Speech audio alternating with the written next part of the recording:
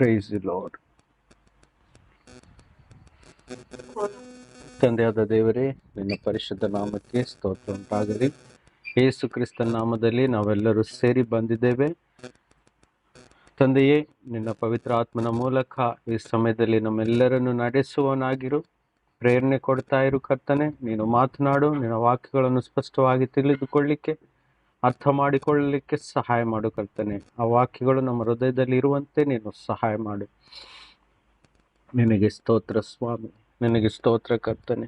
ರಾಜಾದಿರಾಜನೇ ನಿಮಗೆ ಸ್ತೋತ್ರ.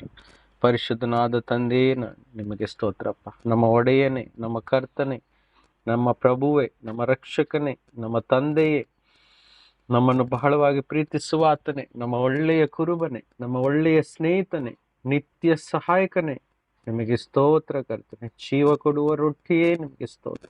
ನಮಗೆ ಮಾರ್ಗ ತೋರಿಸುವ ಆತನೇ ನಿಮಗೆ ಸ್ತೋತ್ರ. ನಮ್ಮ ಜೀವವೇ ಪುನರುತ್ಥಾನವೇ ನಿಮಗೆ ಸ್ತೋತ್ರ. ಸ್ತೋತ್ರ ಸ್ತೋತ್ರ ಸ್ತೋತ್ರ ಸ್ತೋತ್ರ ಯೇಸುವಿನ ನಾಮದಲ್ಲಿ. Praise the Lord. Praise the Lord. Praise the Lord. Praise the Lord. Praise the Lord. Praise the Lord. Okay, ಎಲ್ರಿಗೂ ಸ್ಪಷ್ಟವಾಗಿ ಕೇಳಿಸ್ತಾ ಇದೆಯಾ? ಹೌದು ಬ್ರದರ್, ಕೇಳಿಸ್ತದೆ. ದೇವರ ಪರಿಶುದ್ಧ ನಾಮಕ್ಕೆ ಸ್ತೋತ್ರ. ಏನಾದರೂ ಬ್ಯಾಕ್ಗ್ರೌಂಡ್ ಡಿಸ್ಟರ್ಬೆನ್ಸ್ ಇದ್ದರೆ ನನಗೆ ಇಮಿಡಿಯೇಟ್ ಆಗಿ ಹೇಳಿ, ಆಯಿತಾ? ಯಾಕಂದರೆ ರೆಕಾರ್ಡಿಂಗ್ ಆಗ್ತಾ ಇದೆ, ಅದಕ್ಕೋಸ್ಕರ. ಓಕೆ, ಸೊ ಆದಷ್ಟು ಬೇಗ ಡಿವೈಸಿಗೋಸ್ಕರ ನಾನು ಪ್ರಿಪೇರ್ ಮಾಡ್ತಾ ಇದ್ದೀನಿ ತರಲಿಕ್ಕೆ. ಸೊ ಅದು ಬಂದ ಮೇಲೆ ಈಸಿ ಆಗುತ್ತೆ, ಯಾಕಂದರೆ ಬ್ಯಾಕ್ಗ್ರೌಂಡ್ ನಾಯ್ಸು ಏನೇ ಇದ್ದರೂ ಅದು ಕ್ಲಿಯರ್ ಮಾಡಿ ಕೊಡ್ತದೆ. ಇವಾಗ ರೆಕಾರ್ಡಿಂಗು ಸಹ ಕ್ಲಿಯರ್ ಆಗ್ತದೆ. ಯಾಕಂದರೆ ನನಗೆ ಕೇಳಲಿಕ್ಕೆ ಬಂತು, ಯೂಟ್ಯೂಬಲ್ಲಿ ಅಪ್ಲೋಡ್ ಮಾಡೋದ್ರಿಂದ ಅದು ಕೆಲವರೆಲ್ಲ ಕೇಳ್ತಾ ಇದ್ದಾರೆ. ಅದು ನನಗೆ ಮೊನ್ನೆ ಕೆಲವ್ರ ಹತ್ರ ಒಬ್ರಿಬ್ಬರ ಹತ್ರ ಮಾತಾಡಿದಾಗ ಅವರು ತಮ್ಮ ಮನೆಯವರಿಗೆ, ಫ್ರೆಂಡ್ಸ್ಗಳಿಗೆಲ್ಲ ಶೇರ್ ಮಾಡ್ತಾ ಇದ್ದಾರೆ. ಅವರು ಸಹ ಬ್ಲೆಸ್ ಆಗ್ತಾ ಇದ್ದಾರೆ, ವಾಕ್ಯಗಳು ಅವರಿಗೆ ಅರ್ಥ ಆಗ್ತಾ ಇದೆ. ಹೀಗೆ ಮಾಡ್ತಾ ಇರುವಾಗ ದೇವರು ಇನ್ನಷ್ಟು ಜಾಸ್ತಿ ಜ್ಞಾನವನ್ನು ಕೊಟ್ಟು ಇನ್ನಷ್ಟು ಜನರಿಗೆ ಆ ವಾಕ್ಯ ತಲುಪುವಂತೆ ದೇವರು ನಮ್ಗೆ ಇನ್ನೂ ಪ್ರೇರಣೆ ಕೊಡ್ತಾ ಇರ್ತಾರೆ. ಅದಕ್ಕೋಸ್ಕರ ನಾವು ಒಳ್ಳೆಯದಾಗಿ ರೆಕಾರ್ಡ್ ಮಾಡಿ ನಾವು ಅಪ್ಲೋಡ್ ಮಾಡ್ತಾ ಇರೋದ್ರಿಂದ ಅನೇಕರ ಜೀವಿತದಲ್ಲಿ ಅದು ಆಶೀರ್ವಾದವಾಗಿರುತ್ತೆ ಅಲ್ವಾ? ಸೊ ಅದಕ್ಕಾಗಿ ನನಗೆ ಹೇಳ್ತಾ ಇರಿ ಏನಾದರೂ ಬ್ಯಾಕ್ಗ್ರೌಂಡ್ ಡಿಸ್ಟರ್ಬೆನ್ಸ್ ಇದ್ರೆ. ಓಕೆ, ಸರಿ. ಸೊ ಆದಷ್ಟು ಎಲ್ಲವೂ ದೇವರ ಮಹಿಮೆಗಾಗಿ, ಆತನ ರಾಜ್ಯಕ್ಕಾಗಿ ನಾವು ಮಾಡುತ್ತಾ ಇರೋಣ, ಆಯ್ತಾ? ಸ್ತೋತ್ರ ಕರ್ತನಿಗೆ. ನಾವು ಒಂದು ಇಂಪಾರ್ಟೆಂಟ್ ವಿಷಯದ ಬಗ್ಗೆ ಕಲೀಲಿಕ್ಕೆ ಹೋಗ್ತಾ ಇದ್ದೀವಿ. ನೋಡಿ, ಬೈಬಲನ್ನು ನಾವು ಕಲಿಯುವಾಗ, ಸ್ಟಡಿ ಮಾಡುವಾಗ ನಾವು ಕೆಲವೊಂದು ಅಂಶಗಳನ್ನು ನಮ್ಮ ಮನಸ್ಸಿನಲ್ಲಿ ಇಟ್ಕೊಳ್ಬೇಕು. ನೋಡಿ, ಬೈಬಲಲ್ಲಿ ಅನೇಕ ಪ್ರಕಾರದ ಸಬ್ಜೆಕ್ಟ್ಗಳುಂಟು ಅಲ್ವಾ? ಅನೇಕ ಸಬ್ಜೆಕ್ಟ್ಗಳಿಂದ ತುಂಬಿದೆ. ಆ ಸಬ್ಜೆಕ್ಟಿಗೆ ತಕ್ಕಂತೆ ವಾಕ್ಯಗಳು ಒಂದೇ ಕಡೆಯಲ್ಲಿಲ್ಲ, ಬೇರೆ ಬೇರೆ ಕಡೆಯಲ್ಲಿ ಬೇರೆ ಬೇರೆ ಸಂದರ್ಭದಲ್ಲಿ ಅದು ಬರೆಯಲ್ಪಟ್ಟಿದೆ. ಹಾಗಾಗಿ ತುಂಬ ಸೂಕ್ಷ್ಮವಾಗಿ ನಾವು ಆ ವಾಕ್ಯಗಳನ್ನು ಒಟ್ಟುಗೂಡಿಸಿ ಆ ಸಬ್ಜೆಕ್ಟ್ ಅಥವಾ ಆ ವಿಷಯವನ್ನು ನಾವು ಕಲಿಸಬೇಕಾಗತ್ತೆ ಅಥವಾ ಕಲಿಬೇಕಾಗತ್ತೆ. ಹಾಗಾಗಿ ನಾವು ಈ ಒಂದು ಏರಿಯಾದ ಮೇಲೆ ತುಂಬ ಜಾಗೃತೆಯಿಂದ ಯಾವಾಗ ಎಲ್ಲ ವಿಷಯ ಬರುತ್ತದೆಯೋ, ಉದಾಹರಣೆಗೆ ಪ್ರೀತಿ ವಿಷಯ ಬಂದಾಗ, ಪ್ರೀತಿಯ ಬಗ್ಗೆ ದೇವರು ತಮ್ಮ ಜನರಿಗೋಸ್ಕರ, ವಿಶ್ವಾಸಿಗಳಿಗೋಸ್ಕರ ಎಲ್ಲೆಲ್ಲಿ ಆ ವಿಷಯದ ಬಗ್ಗೆ ಮಾತಾಡಿದ್ದಾರೋ ಆ ಎಲ್ಲ ವಾಕ್ಯಗಳನ್ನು ಒಂದು ಕಡೆ ಕಲೆಕ್ಟ್ ಮಾಡಿ ಅದನ್ನು ಧ್ಯಾನಿಸುವಾಗ ನಮಗೆ ಹೆಚ್ಚಿನ ಮಾಹಿತಿ ನಮಗೆ ದೊರೀತದೆ. ಯಾವುದ್ರ ಬಗ್ಗೆ? ಪ್ರೀತಿಯ ಬಗ್ಗೆ. ಅದೇ ರೀತಿ ಪ್ರತಿಯೊಂದು ವಿಷಯವನ್ನು ನಾವು ಕಲಿಯುವಾಗ ಆ ವಾಕ್ಯ ಎಲ್ಲಿ ಬರೆದಿದೆ, ಯಾವ ಸಂದರ್ಭದಲ್ಲಿ ಬರೆದಿದೆ, ಯಾರಿಗೆ ಬರೆದಿದೆ, ಯಾರ ಜೊತೆ ಮಾತಾಡಿದ್ದಾರೆ ದೇವರು, ಯಾವ ಕಾರಣಕ್ಕಾಗಿ ಮಾತಾಡಿದ್ದಾರೆ, ಇದನ್ನೆಲ್ಲ ನೋಡುವಾಗ ನಮಗೊಂದು ಸ್ಪಷ್ಟತೆ ಸಿಗ್ತಾ ಹೋಗುತ್ತೆ, ಆಯ್ತಾ? ನೋಡಿ, ಎಲ್ಲವೂ ಸಹ ಮನುಷ್ಯನ ರಕ್ಷಣೆಗೋಸ್ಕರ ದೇವರು ಏನು ಮಾಡಿದ್ದಾರೆ, ಬೇರೆ ಬೇರೆ ವಿಷಯಗಳನ್ನು, ಸಬ್ಜೆಕ್ಟ್ಗಳನ್ನು ಬೈಬಲಲ್ಲಿ ಕೊಟ್ಟಿದ್ದಾರೆ, ಹೌದಾ? ಆಮೇಲೆ ಓದ್ತಾ ಇರುವಾಗ ಇನ್ನೂ ಮನಸ್ಸಿನಲ್ಲಿ ಇಡಬೇಕಂತ ವಿಷಯ, ಕೆಲವೊಂದು ಸಬ್ಜೆಕ್ಟ್ಗಳನ್ನು ಕಥೆಯಾಗಿ ಹೇಳಿದ್ದಾರೆ, ಕೆಲವೊಂದು ಸಬ್ಜೆಕ್ಟ್ಗಳನ್ನು ಒಬ್ಬರ ಜೀವಿತದಲ್ಲಿ ನಡೆದಂಥ ಇನ್ಸಿಡೆನ್ಸ್ ಅಲ್ಲಿ ಹೇಳಿದ್ದಾರೆ. ಇನ್ನು ಕೆಲವೊಂದು ಸಬ್ಜೆಕ್ಟ್ಗಳನ್ನು ಮುಂದಿನ ಕಾಲದಲ್ಲಿ ಆಗಬೇಕಾದಂಥ ಈವೆಂಟಿಗೆ ಏನಂತಾರೆ, ಕಾರ್ಯಕ್ರಮ ಅಂತ ಹೇಳ್ಬೋದು. ಆ ಕಾರ್ಯಕ್ರಮವನ್ನು ವಿವರಿಸಿ ಹೇಳಿದ್ದಾರೆ. ಹೀಗೆ ಬೈಬಲ್ ಒಟ್ಟುಗೂಡಿಸಲ್ಪಟ್ಟಿದೆ. ಇನ್ನು ಕೆಲವೊಮ್ಮೆ ಈ ಅಪೊಸ್ತಲರುಗಳು ಸಭೆ ದೇಶದಲ್ಲಿರುವಾಗ ಅವರಿಗೆ ಪತ್ರದ ಮೂಲಕ ಬರೆಸಿ ಅವರಿಗೆ ಕಳಿಸಿದ್ದಾರೆ. ಇವತ್ತಿನ ಕಾಲದಲ್ಲಿ ಪತ್ರ ಬರಿಬೇಕಂತಿಲ್ಲ, ಆನ್ಲೈನ್ ಅಲ್ಲಿ ವಿಡಿಯೋ ರೂಪವನ್ನು ಮಾಡಿ ಯೂಟ್ಯೂಬಿಗೆ ಹಾಕಿ ಅಥವಾ ಬೇರೆ ಮಾಧ್ಯಮಗಳ ಮೂಲಕ ತಲುಪಿಸ್ತಾ ಇದ್ದೇವೆ. ಬಟ್ ಇವಾಗ ಗೂಗಲ್ ಮೀಟ್ ನಮಗೆ ಮೀಡಿಯಾ ಆಗಿದೆ. ಆ ಕಾಲದಲ್ಲಿ ಪೇಪರ್ ಮತ್ತು ಪೆನ್ ಇತ್ತು, ಪೋಸ್ಟ್ ಇತ್ತು. ಬರೆದಂಥ ಪತ್ರಗಳು ಬೇರೆ ಊರಿಗೆ ಸಾಗಿಸಲ್ಪಡ್ತಿತ್ತು. ಅದೇ ರೀತಿ ಇವತ್ತು ನಮಗೆ ವಾಟ್ಸಪ್ ಇದೆ, ಅನೇಕ ಪ್ರಕಾರದ ಮೀಡಿಯಾಗಳಿದ್ದಾವೆ. ಸೊ ಈ ರೀತಿಯಾಗಿ ನಾವು ಬೇಗನೆ ತಲುಪಿಸ್ಬೋದು. ಅವಾಗ ತಿಂಗಳುಗಟ್ಟಲೆ ಬೇಕಿತ್ತು, ಶಿಪ್ಪಲ್ಲಿ ಅಥವಾ ಬೇರೆ ಬೇರೆ ವಾಹನದಲ್ಲಿ ಕಳಿಸ್ಬೇಕಿತ್ತು ಲೆಟರ್ಗಳನ್ನು, ಬುಕ್ಸ್ಗಳನ್ನೆಲ್ಲ. ಸೊ ಇದೆಲ್ಲ ನಾನು ಮಾಹಿತಿ ಕೊಡ್ತಾ ಇರೋದು ಯಾಕೆ ಅಂತ ಹೇಳಿದ್ರೆ, ಈ ರೀತಿಯಾಗಿ ಸ್ಟಡಿ ಮಾಡಿದಾಗ ಬೈಬಲಿನ ರಿಯಾಲಿಟಿ, ಸತ್ಯಾಂಶಗಳು ತಿಳಿಲಿಕ್ಕೆ ನಮಗೆ ಸಹಾಯವಾಗ್ತದೆ. ಆಮೇಲೆ ಸರಿ, ಈ ಅಂತ್ಯ ದಿನದಲ್ಲಿ ನಾವು ಬದುಕ್ತಾ ಇರುವಾಗ ಕೆಲವೊಂದು ವಿಷಯದ ಬಗ್ಗೆ ನಾವು ಜಾಗರೂಕರಾಗಿರ್ಬೇಕು ಎಂಬುದಕ್ಕೆ ಇವತ್ತಿನ ವಿಷಯವು ಅದು ನಮಗೆ ಅನುಕೂಲವಾಗ್ತದೆ. ಓಕೆ, ಸರಿ. ನಾವಿಷ್ಟು ದಿನದಿಂದ ಅನೇಕ ನಂಬಿಕೆ ಬಗ್ಗೆ, ಪ್ರೀತಿಯ ಬಗ್ಗೆ, ಧೈರ್ಯದ ಬಗ್ಗೆ, ಬಲದ ಬಗ್ಗೆ, ಶೋಧನೆಯಲ್ಲಿ ಹೇಗೆ ನಿಲ್ಲುವುದು, ಹೌದಾ, ದೇವ್ರು ನಮ್ಮನ್ನೆಷ್ಟು ಪ್ರೀತಿಸ್ತಾರೆ, ಅವರ ಜೊತೆ ಇರೋ ಸಂಬಂಧ ಏನು, ಪವಿತ್ರಾತ್ಮ ನಮ್ಮನ್ನು ಹೇಗೆ ನಡೆಸ್ತಾರೆ, ಓಕೆ, ರೋಗ ಸೌಖ್ಯ ಹೊಂದ್ಕೊಳ್ಳೋದು, ಬಿಡುಗಡೆ ಹೊಂದುವುದು, ಸ್ವತಂತ್ರರಾಗಿ ಜೀವಿಸುವುದು ಯೇಸುವಿನಲ್ಲಿ, ಪ್ರಾರ್ಥನೆ, ನಮ್ಮ ಪ್ರಾರ್ಥನೆ ದೇವರು ಕೇಳ್ತಾರೆ, ಮತ್ತೆ ನಾವು ಪ್ರಾರ್ಥಿಸ್ಬೇಕು. ಇವೆಲ್ಲ ವಿಷಯಗಳ ಬಗ್ಗೆ ನಾವು ಅನೇಕ ಸಾರಿ ಕಲಿತಾ ಬಂದಿದ್ದೇವೆ, ಹೌದಾ. ಹಣಕಾಸಿನ ವಿಷಯ, ನಮ್ಮ ಸಂಪತ್ತಿನ ಮೂಲಕ ಹೇಗೆ ದೇವರನ್ನು ಗೌರವಿಸಬೇಕು, ಹೌದಾ, ದೇವರ ಸೇವೆಗಾಗಿ, ದೇವರ ರಾಜ್ಯಕ್ಕಾಗಿ ಕೊಡಬೇಕು. ಸೊ ಅನೇಕ ಸಬ್ಜೆಕ್ಟ್ಗಳನ್ನು ನಾವು ಕಲಿತಾ ಬಂದಾಗ ಯೇಸು ಸ್ವಾಮಿ ಈ ಒಂದು ಏರಿಯಾದಲ್ಲಿಯೂ ಸಹ ಅನೇಕ ಸಲ ಮಾತನಾಡಿದ್ದಾರೆ. ಆ ಏರಿಯಾ ಏನು ಅಂತ ನಾವು ಇವತ್ತು ನೋಡುವ. ಓಕೆ, ಏರಿಯಾ ಯಾವುದು ಅಂತ ಹೇಳಿದ್ರೆ ಮತ್ತಾಯನ ಸುವಾರ್ತೆ 24ಕ್ಕೆ ಬರೋಣ.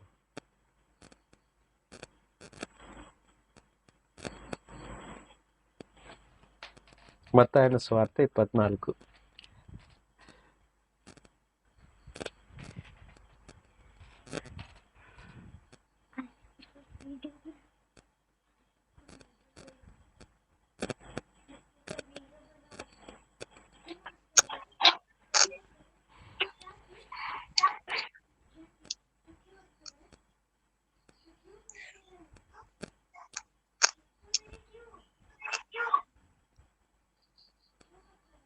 ವಾಕ್ಯ ಹಲೋ ಕೇಳಿಸ್ತಾ ಇದೆಯಾ? ಎಕೋ ಆಗ್ತಾ ಇದೆ. ಎಲ್ರು ಮ್ಯೂಟ್ ಮಾಡಿ. ಓಕೆ, ಒಬ್ರು ಮ್ಯೂಟ್ ಮಾಡಿಲ್ಲ, ಪ್ಲೀಸ್ ಮ್ಯೂಟ್ ಮಾಡಿ. ಓಕೆ, ಸರಿ, ಇವಾಗ ಕ್ಲಿಯರ್ ಇದೆ. ಸರಿ, ವಾಕ್ಯ ಹೇಳ್ತೀನಿ. 4 ಮತ್ತು 5 ಮತ್ತಾಯನ ಸುವಾರ್ತೆ 24ನೇ ಅಧ್ಯಾಯ 4 ಮತ್ತು 5. Matthew chapter 24 verse 4 and 5.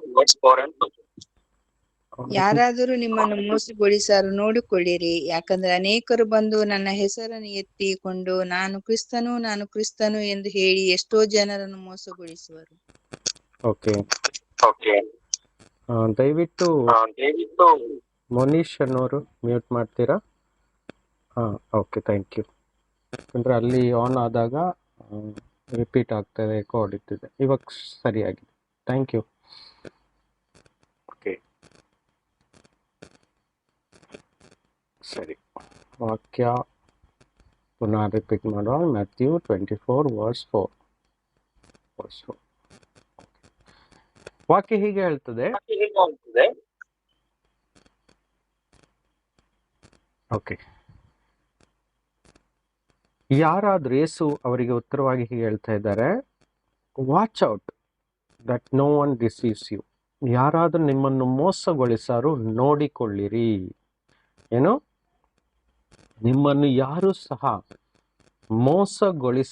ಗೊಳಿಸದಂತೆ ನೀವು ನಿಮ್ಮನ್ನು ಎಚ್ಚರವಾಗಿ ನೋಡಿಕೊಳ್ಳಬೇಕು. Praise the Lord. ಎಲ್ರಿಗೂ ಅರ್ಥ ಆಗ್ತಿದೆಯಲ್ಲ? ಸೊ ಈ ಮೋಸಗೊಳಿಸುವುದು ಸಹ ಸೈತಾನನ ಒಂದು ವಂಚನೆ ಆಗಿದೆ, ಅವನದೊಂದು ದೊಡ್ಡ ಟ್ರ್ಯಾಪ್ ಆಗಿದೆ.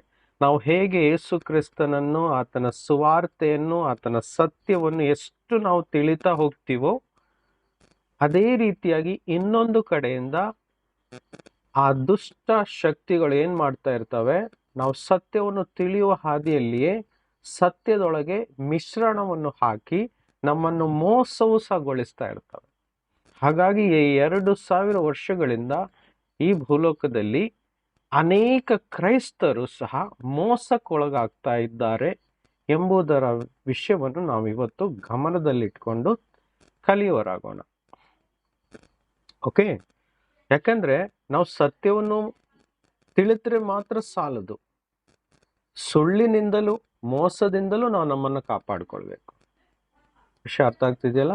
ಸತ್ಯ ತಿಳಿದ್ರೆ ಮಾತ್ರ ಸಾಲದು, ಅದೇ ತರ ಮೋಸವೂ ಸಹ ನಾವು ಹೋಗದಂತೆ ನಮ್ಮನ್ನು ನಾವು ಕಾಪಾಡಿಕೊಳ್ಬೇಕು. ಎಚ್ಚರವಾಗಿರಿ ಅಂತ ಯೇಸು ಸ್ವಾಮಿ ನಮಗೆ ಹೇಳ್ತಾ ಇದ್ದಾರೆ. ಏನದು?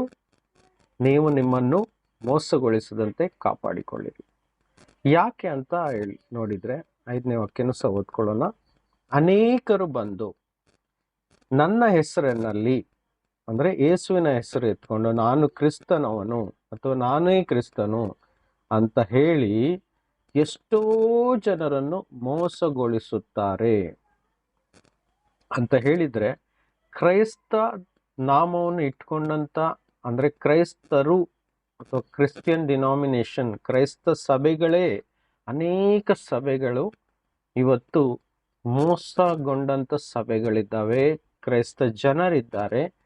ಕ್ರೈಸ್ತನ ಹಾದಿಯಲ್ಲಿ, ಅಂದ್ರೆ ಸತ್ಯವಾದ ಹಾದಿಯಲ್ಲಿ ನಡೆದುಕೊಂಡು ಹೋಗುತ್ತಿರುವಂತ ಕ್ರೈಸ್ತರನ್ನು ಸಹ ಮೋಸಗೊಳಿಸುವಂತ ಬೇರೆ ಕ್ರೈಸ್ತರು ಸಹ ಇವತ್ತು ನಮ್ಮ ಮಧ್ಯದಲ್ಲಿಯೇ ಇದ್ದಾರೆ. ಅಂದ್ರೆ ನಮ್ಮ ಅಕ್ಕಪಕ್ಕದಲ್ಲೇ, ಈ ಲೋಕದಲ್ಲೇ ಇದ್ದಾರೆ. ಮತ್ತು ಇವತ್ತು ಮೀಡಿಯಾ ಜಾಸ್ತಿ ಆಗಿರುವುದರಿಂದ ಮೀಡಿಯಾದ ಮೂಲಕ ಅನೇಕ ಸುಳ್ಳು ಕ್ರೈಸ್ತರು, ಸುಳ್ಳು ಬೋಧನೆಯನ್ನು ಮಾಡುವವರು ಹೆಚ್ಚಾಗಿದ್ದು, ಸತ್ಯ ಮಾರ್ಗದಲ್ಲಿ ಇದ್ದಂತ ಕ್ರೈಸ್ತ ವಿಶ್ವಾಸಿಗಳನ್ನು ಮೋಸಗೊಳಿಸುವ ಕಾರ್ಯದಲ್ಲಿ ಹೆಚ್ಚಾಗಿ ಬ್ಯುಸಿಯಾಗಿದ್ದಾರೆ. ಅರ್ಥ ಆಗ್ತಾ ಇದೆಯಲ್ಲ? ಅದಕ್ಕೋಸ್ಕರ ಒಂದು ಭಾಗದಲ್ಲಿ ನಾವು ಎಷ್ಟು ಸತ್ಯ ಮಾರ್ಗವನ್ನು ಕಲಿತುಕೊಳ್ತಾ ಇದ್ದೀವೋ, ಅದೇ ತರ ದುಷ್ಟನು ನಮ್ಮನ್ನು ಮೋಸಗೊಳಿಸ್ತಾನೆ ಎಂಬುವ ವಿಷಯದಲ್ಲೂ ಸಹ ನಾವು ಎಚ್ಚರವಾಗಿರ್ಬೇಕು ಎಂಬುದು ಯೇಸುವಿನ ಉದ್ದೇಶವಾಗಿದೆ. ಅದಕ್ಕೋಸ್ಕರ ಈ ವಾಕ್ಯದಲ್ಲಿ ನಮಗೆ ಕಲಿಸ್ತಾ ಇದ್ದಾರೆ, ನೀವು ನಿಮ್ಮನ್ನೇ ಯಾರು ಸಹ ಮೋಸಗೊಳಿಸದಂತೆ ಕಾಪಾಡಿಕೊಳ್ಬೇಕು. ಇದು ನಿಮ್ಮ ಡ್ಯೂಟಿ ಅಂತ ಯೇಸು ಸ್ವಾಮಿ ನಮ್ಗೆ ಹೇಳ್ತಾ ಇದ್ದಾರೆ. ಏನು? ನೋಡಿಕೊಳ್ಳಿರಿ. ಈ ಮೋಸ ಅಂತ ಹೇಳಿರೋ ಶಬ್ದ ಇಂಗ್ಲಿಷಲ್ಲಿ ಡಿಸೀವ್ ಅಂತ ಬರೆಯಲ್ಪಟ್ಟಿದೆ. ಡಿಸೀವ್ ಅಂತ ಹೇಳಿದ್ರೆ ವಂಚನೆ, ಹೌದಾ? ಮೋಸನೂ ಸಹ ಆಗತ್ತೆ. ಸೊ ವಂಚನೆ ಮಾಡದಂತೆ, ನಿಮ್ಮನ್ನು ಯಾರು ಸಹ ವಂಚಿಸದಂತೆ ನೀವು ನಿಮ್ಮನ್ನೇ ನೋಡಿಕೊಳ್ಳಿರಿ, ಅಂದ್ರೆ ಕಾಪಾಡಿಕೊಳ್ಳಿರಿ, ಎಚ್ಚರವಾಗಿರಿ ಅಂತ ಯೇಸು ನಮಗೆ ಕಲಿಸ್ತಾ ಇದ್ದಾರೆ. ಹಾಗಾಗಿ ನಾವು ಸತ್ಯ ತಿಳಿದುಕೊಂಡಿದ್ದೇವೆ, ಸತ್ಯ ಮಾರ್ಗವನ್ನು ತಿಳಿದುಕೊಂಡಿದ್ದೇವೆ, ಹೇಗೆ ಪರಲೋಕ ರಾಜ್ಯಕ್ಕೆ ನಾವು ಹೋಗಿ ಸೇರಿಕೊಳ್ಬೇಕೆಂದು ತಿಳಿದುಕೊಂಡಿದ್ದೇವೆ, ಮತ್ತು ಪಾಪ ಕ್ಷಮೆ ಹೇಗೆ ಹೊಂದ್ಕೊಳ್ಬೇಕು ಅಂತ ತಿಳಿದುಕೊಂಡಿದ್ದೇವೆ, ರಕ್ಷಣೆ ಹೇಗೆ ಸಿಗ್ತದೆ ಅಂತ ತಿಳಿದುಕೊಂಡಿದ್ದೇವೆ, ಸತ್ಯ ದೇವರು ಯಾರು, ಆತನ ನೀತಿ ಏನು ಅಂತ ತಿಳಿದುಕೊಂಡಿದ್ದೇವೆ. ಆದರೆ ಅದರ ಜೊತೆಯಲ್ಲಿಯೂ ಸಹ ನಮ್ಮ ಜೊತೆ ಮೋಸ ಮಾಡೋನೊಬ್ಬ ಇದ್ದಾನೆ. ಅವನು ಯಾವಾಗಲೂ ಮೋಸ ಮಾಡ್ತಾನೆ ಇರ್ತಾನೆ.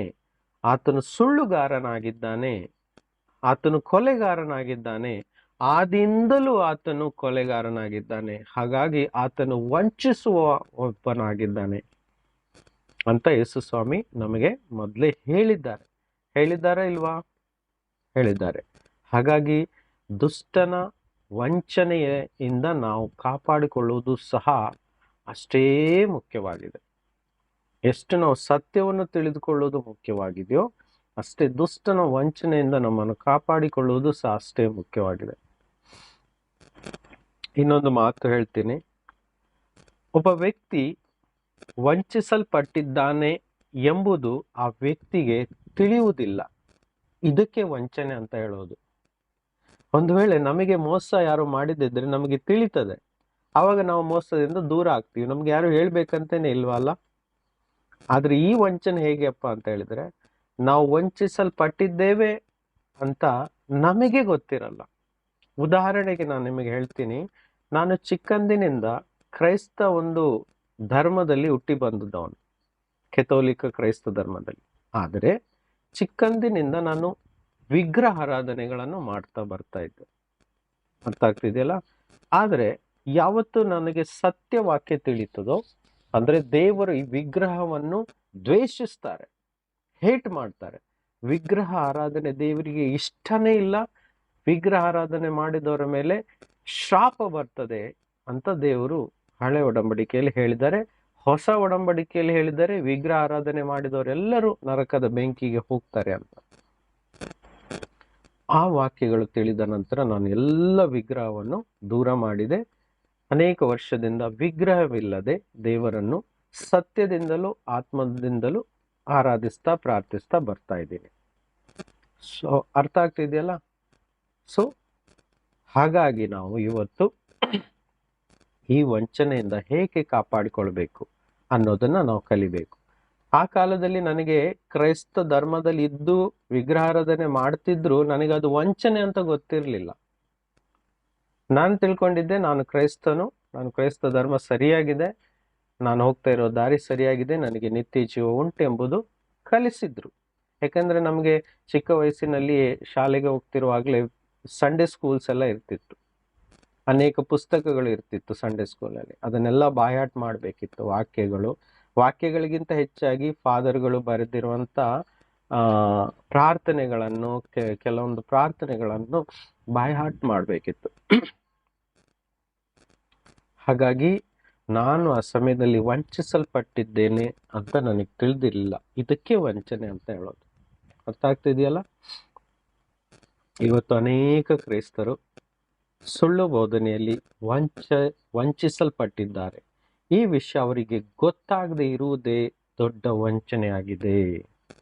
ಹಾಗಾಗಿ ನಾವು ಈ ಏರಿಯಾದಲ್ಲೂ ಸ್ವಲ್ಪ ಇಂದಿನಿಂದ ಸ್ಟಡಿ ಮಾಡೋರಾಗೋಣ. ಇದರಿಂದ ನಾವು ಎಲ್ಲಿಯೂ ಸಹ ಮೋಸವಾಗದೆ ನಮ್ಮನ್ನೇ ನಾವು ಕಾಪಾಡಿಕೊಳ್ಬಹುದು. ಇದೇ ಅಧ್ಯಾಯದಲ್ಲಿ 23 ಮತ್ತು 24 ವಾಕ್ಯವನ್ನು ನೋಡೋಣ. ಇದೇ ಅಧ್ಯಾಯದಲ್ಲಿ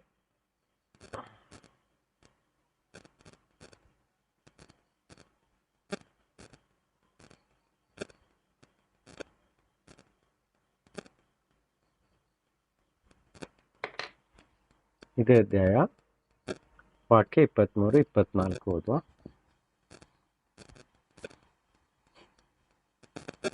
ಓದಿ.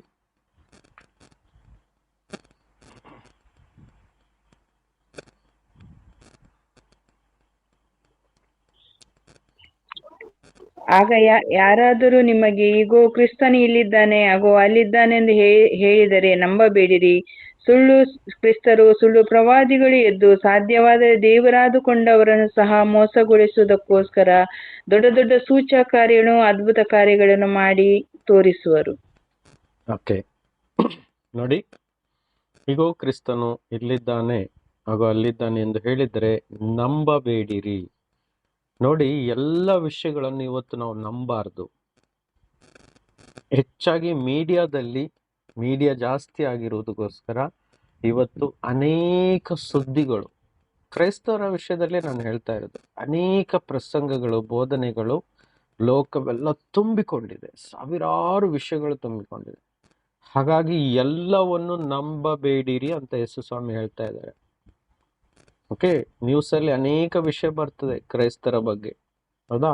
ಅನೇಕ ವರ್ಷಗಳಿಂದ ನೋಡಿದ್ರೆ ಕ್ರಿಸ್ತನು ಅಲ್ಲಿದ್ದಾನೆ, ಇಲ್ಲಿದ್ದಾನೆ. ಅನೇಕರು ತಾನು ಕ್ರಿಸ್ತನು ಅಂತ ಹೇಳಿಕೊಂಡು ಬಂದವರು ಅನೇಕರು ಇದ್ದಾರೆ. ನಾನು ಯೇಸು ಅಂತ ಹೇಳ್ಕೊಂಡು ಬಂದವರು ಅನೇಕ ಇದ್ದಾರೆ. ಅದು ಬಿಡಿ, ನಮ್ಗೆ ಈಸಿಯಾಗಿ ಗೊತ್ತಾಗುತ್ತೆ ಅವರು ಕ್ರೈಸ್ತರಲ್ಲ, ಕ್ರಿಸ್ತನು ಅಲ್ಲ, ಯೇಸು ಅಲ್ಲ ಅಂತ ನಮಗೆ ಗೊತ್ತಿದೆ. 2000 ವರ್ಷಗಳ ಹಿಂದೆ ಶಿಲುಬೆ ಮೇಲೆ ಸತ್ತು ಉಣಲ್ಪಟ್ಟು 3ನೇ ದಿನ ಎದ್ದು ಬಂದಂತ ಒಬ್ಬನೇ ಕ್ರಿಸ್ತನಾದ ಯೇಸು ಅಂತ ನಮಗೆ ಗೊತ್ತಿದೆ. ಆತನು ಪುನಃ ಬರುವಾಗ ಮಧ್ಯಾಕಾಶದಲ್ಲಿ ಬರ್ತಾರೆ ಅಂತ ವಾಕ್ಯದಲ್ಲಿ ಹೇಳಿದ್ದಾರೆ. ಹಾಗಾದ್ರೆ ಆತನ ಹೆಸರನ್ನು ಇಟ್ಕೊಂಡು ಅಂದ್ರೆ ಕ್ರೈಸ್ತವರಾಗಿ ಅನೇಕರಿಗೆ ಸುಳ್ಳಾದ ಬೋಧನೆಗಳನ್ನು ಮಾಡಿ ನಂಬಿಸ್ತಾರೆ, ತಪ್ಪಾದ ನಂಬಿಕೆಯಲ್ಲಿ ಕೊಂಡು ಹೋಗ್ತಾರೆ. ಇದಕ್ಕೆ ಹೇಳೋದು ವಂಚನೆ.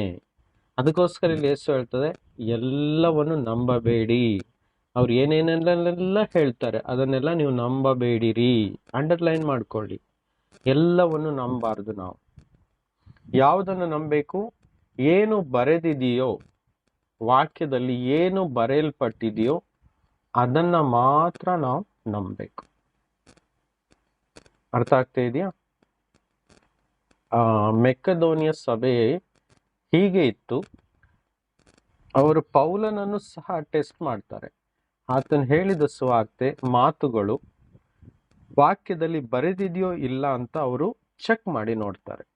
ಹಾಗಾಗಿ ನಾವು ಇವತ್ತು ಯಾರು ಏನೇ ಕಲಿಸಿದರೂ ವಾಕ್ಯದಲ್ಲಿ ಬರೆದಿರುವ ಪ್ರಕಾರವೇ ಕಲಿಸಿದ್ದಾರ ಅಂತ ನೋಡ್ಬೇಕು.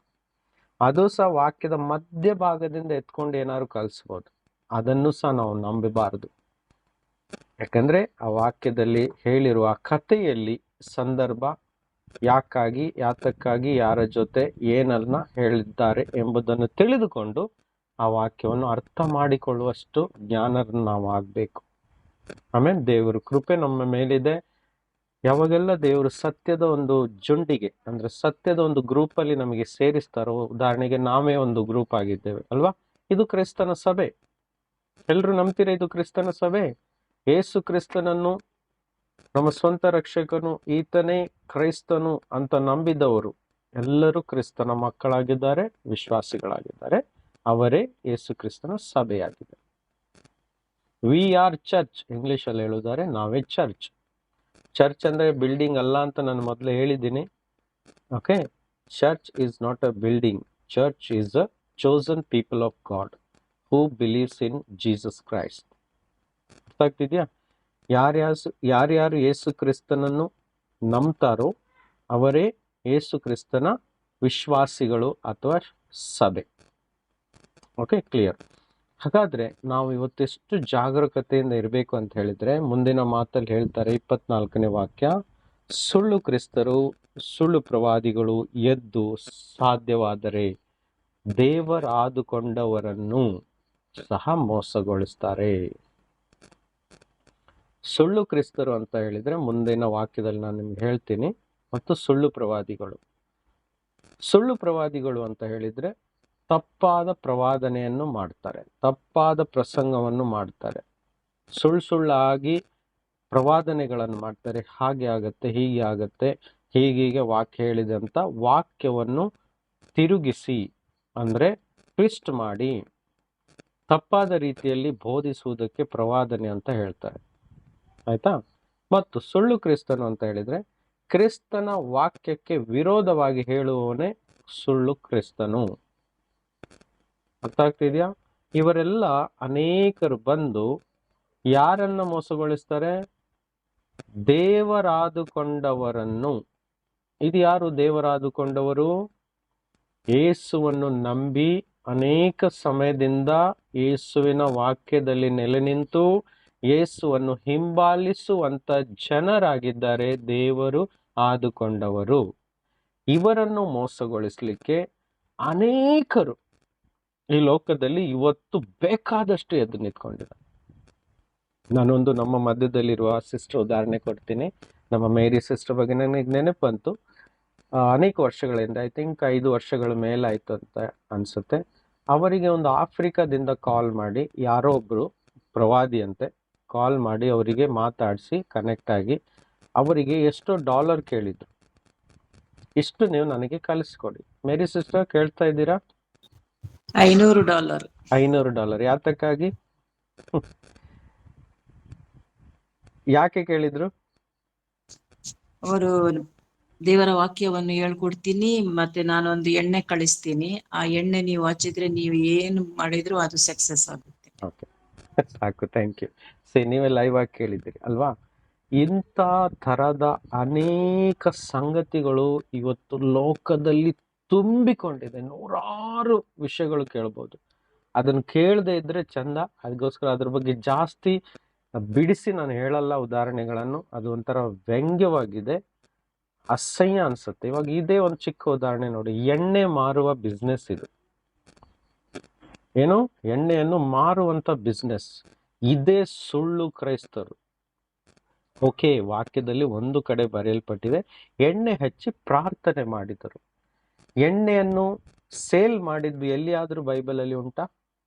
ಹಣಗೋಸ್ಕರ ಎಣ್ಣೆಯನ್ನು ಸೇಲ್ ಮಾಡಿದ್ದು ಎಲ್ಲಿಯೂ ಸಹ ಇಲ್ಲ.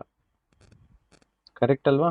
ಇದೇ ತರದ ನೂರಾರು ರೀತಿಯಲ್ಲಿ ಇವತ್ತು ಕ್ರೈಸ್ತರನ್ನು ವಂಚಿಸಿದಂತ ಅನೇಕ ಸೇವಕರು ಈ ಭೂಮಿಯಲ್ಲಿ ಇದ್ದಾರೆ.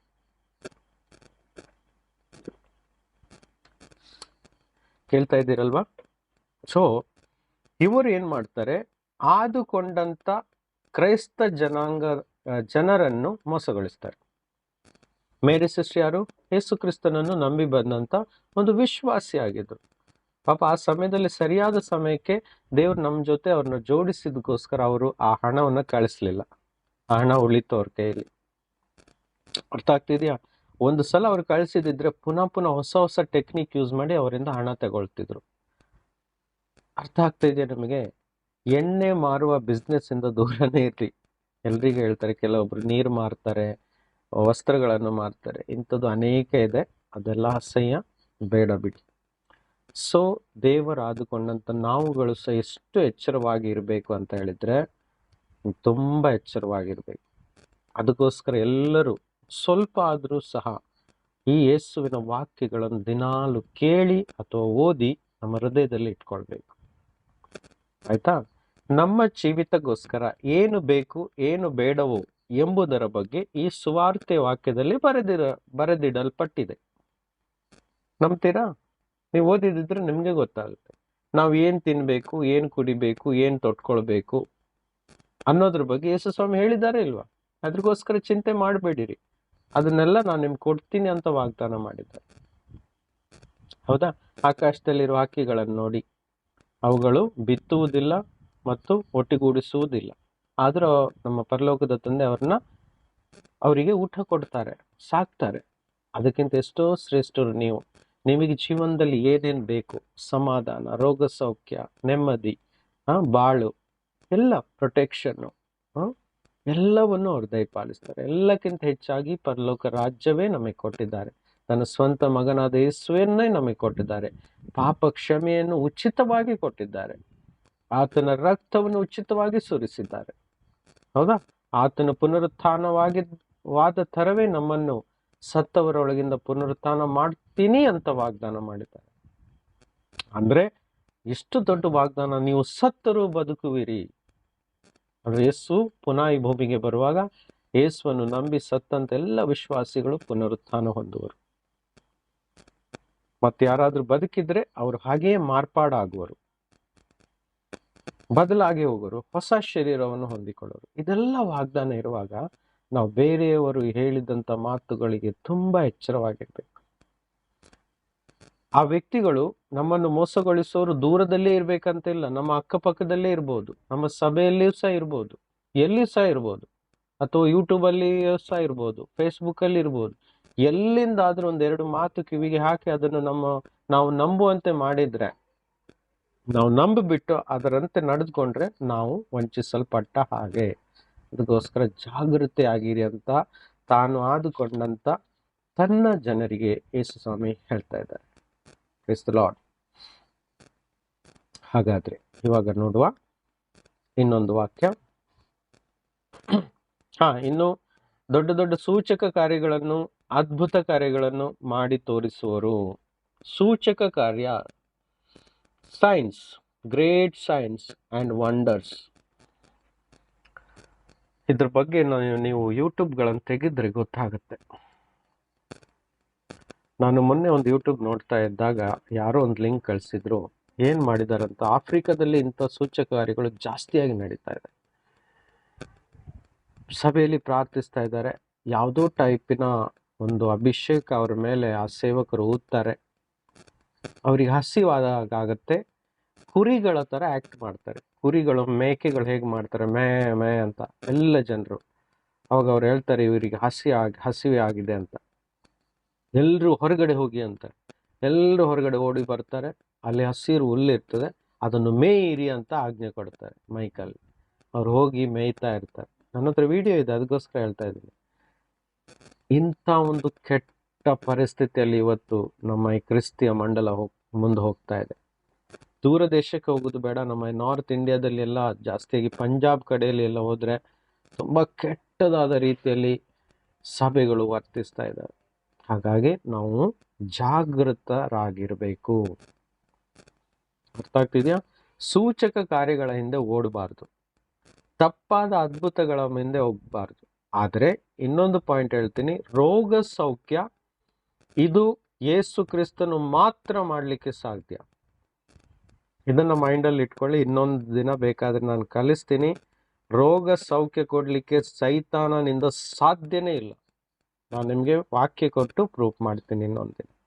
ರೋಗ ಸೌಖ್ಯ ಕೊಡುವಂಥದ್ದು ಯೇಸುವಿನ ಬಾಸುಂಡೆಗಳಿಂದಲ್ಲದೆ ಸೈತಾನನಿಗೆ ಶಕ್ತಿ ಇಲ್ಲವೇ ಇಲ್ಲ. ಅರ್ಥ ಆಗ್ತಾ ಇದೆಯಾ? ರೋಗ ಕೊಡ್ತಾನೆ, ಸೌಖ್ಯ ಕೊಡಲ್ಲ. ಅವನಿಗೆ ಆಗುದಿಲ್ಲ, ಅವನಿಗೆ ಶಕ್ತಿ ಇಲ್ಲ. ಅದ್ರ ರೋಗ ಸೌಖ್ಯ ಕೊಡುವಂತ ಶಕ್ತಿ ಯೇಸುವಿಗೆ ಮಾತ್ರ ಇರೋದು. ಇದು ದೈವಿಕ ಕಾರ್ಯ, ಇದು ದೇವರು ಮಾಡುವಂತ ಸೂಚಕ ಕಾರ್ಯ. ನೋಡಿ, 2 ಟೈಪ್ ಸೂಚಕ ಕಾರ್ಯಗಳು ಉಂಟು ಕ್ರಿಸ್ತಿಯ ಮಂಡಲದಲ್ಲಿ. ಇದು ಅರ್ಥ ಮಾಡ್ಕೊಳ್ಳಿ. ಯೇಸು ಮಾಡುವಂತ ಸೂಚಕ ಕಾರ್ಯಗಳ ಬಗ್ಗೆ ತಾನೇ ಹೇಳಿದ್ದಾರೆ. ಎಲ್ಲಿ ಬರೆಯಲ್ಪಟ್ಟಿದೆ? ಮಾರ್ಕನ ಸುವಾರ್ತೆ 16ನೇ ಅಧ್ಯಾಯ ವಾಕ್ಯ 17-18 ಹೇಳಿದ್ದಾರೆ. ನಾವೊಮ್ಮೆ ಓದುವ. ಮಾರ್ಕ್ 16, 17, 18. ಮಾರ್ಕ್ 16, 17, 18.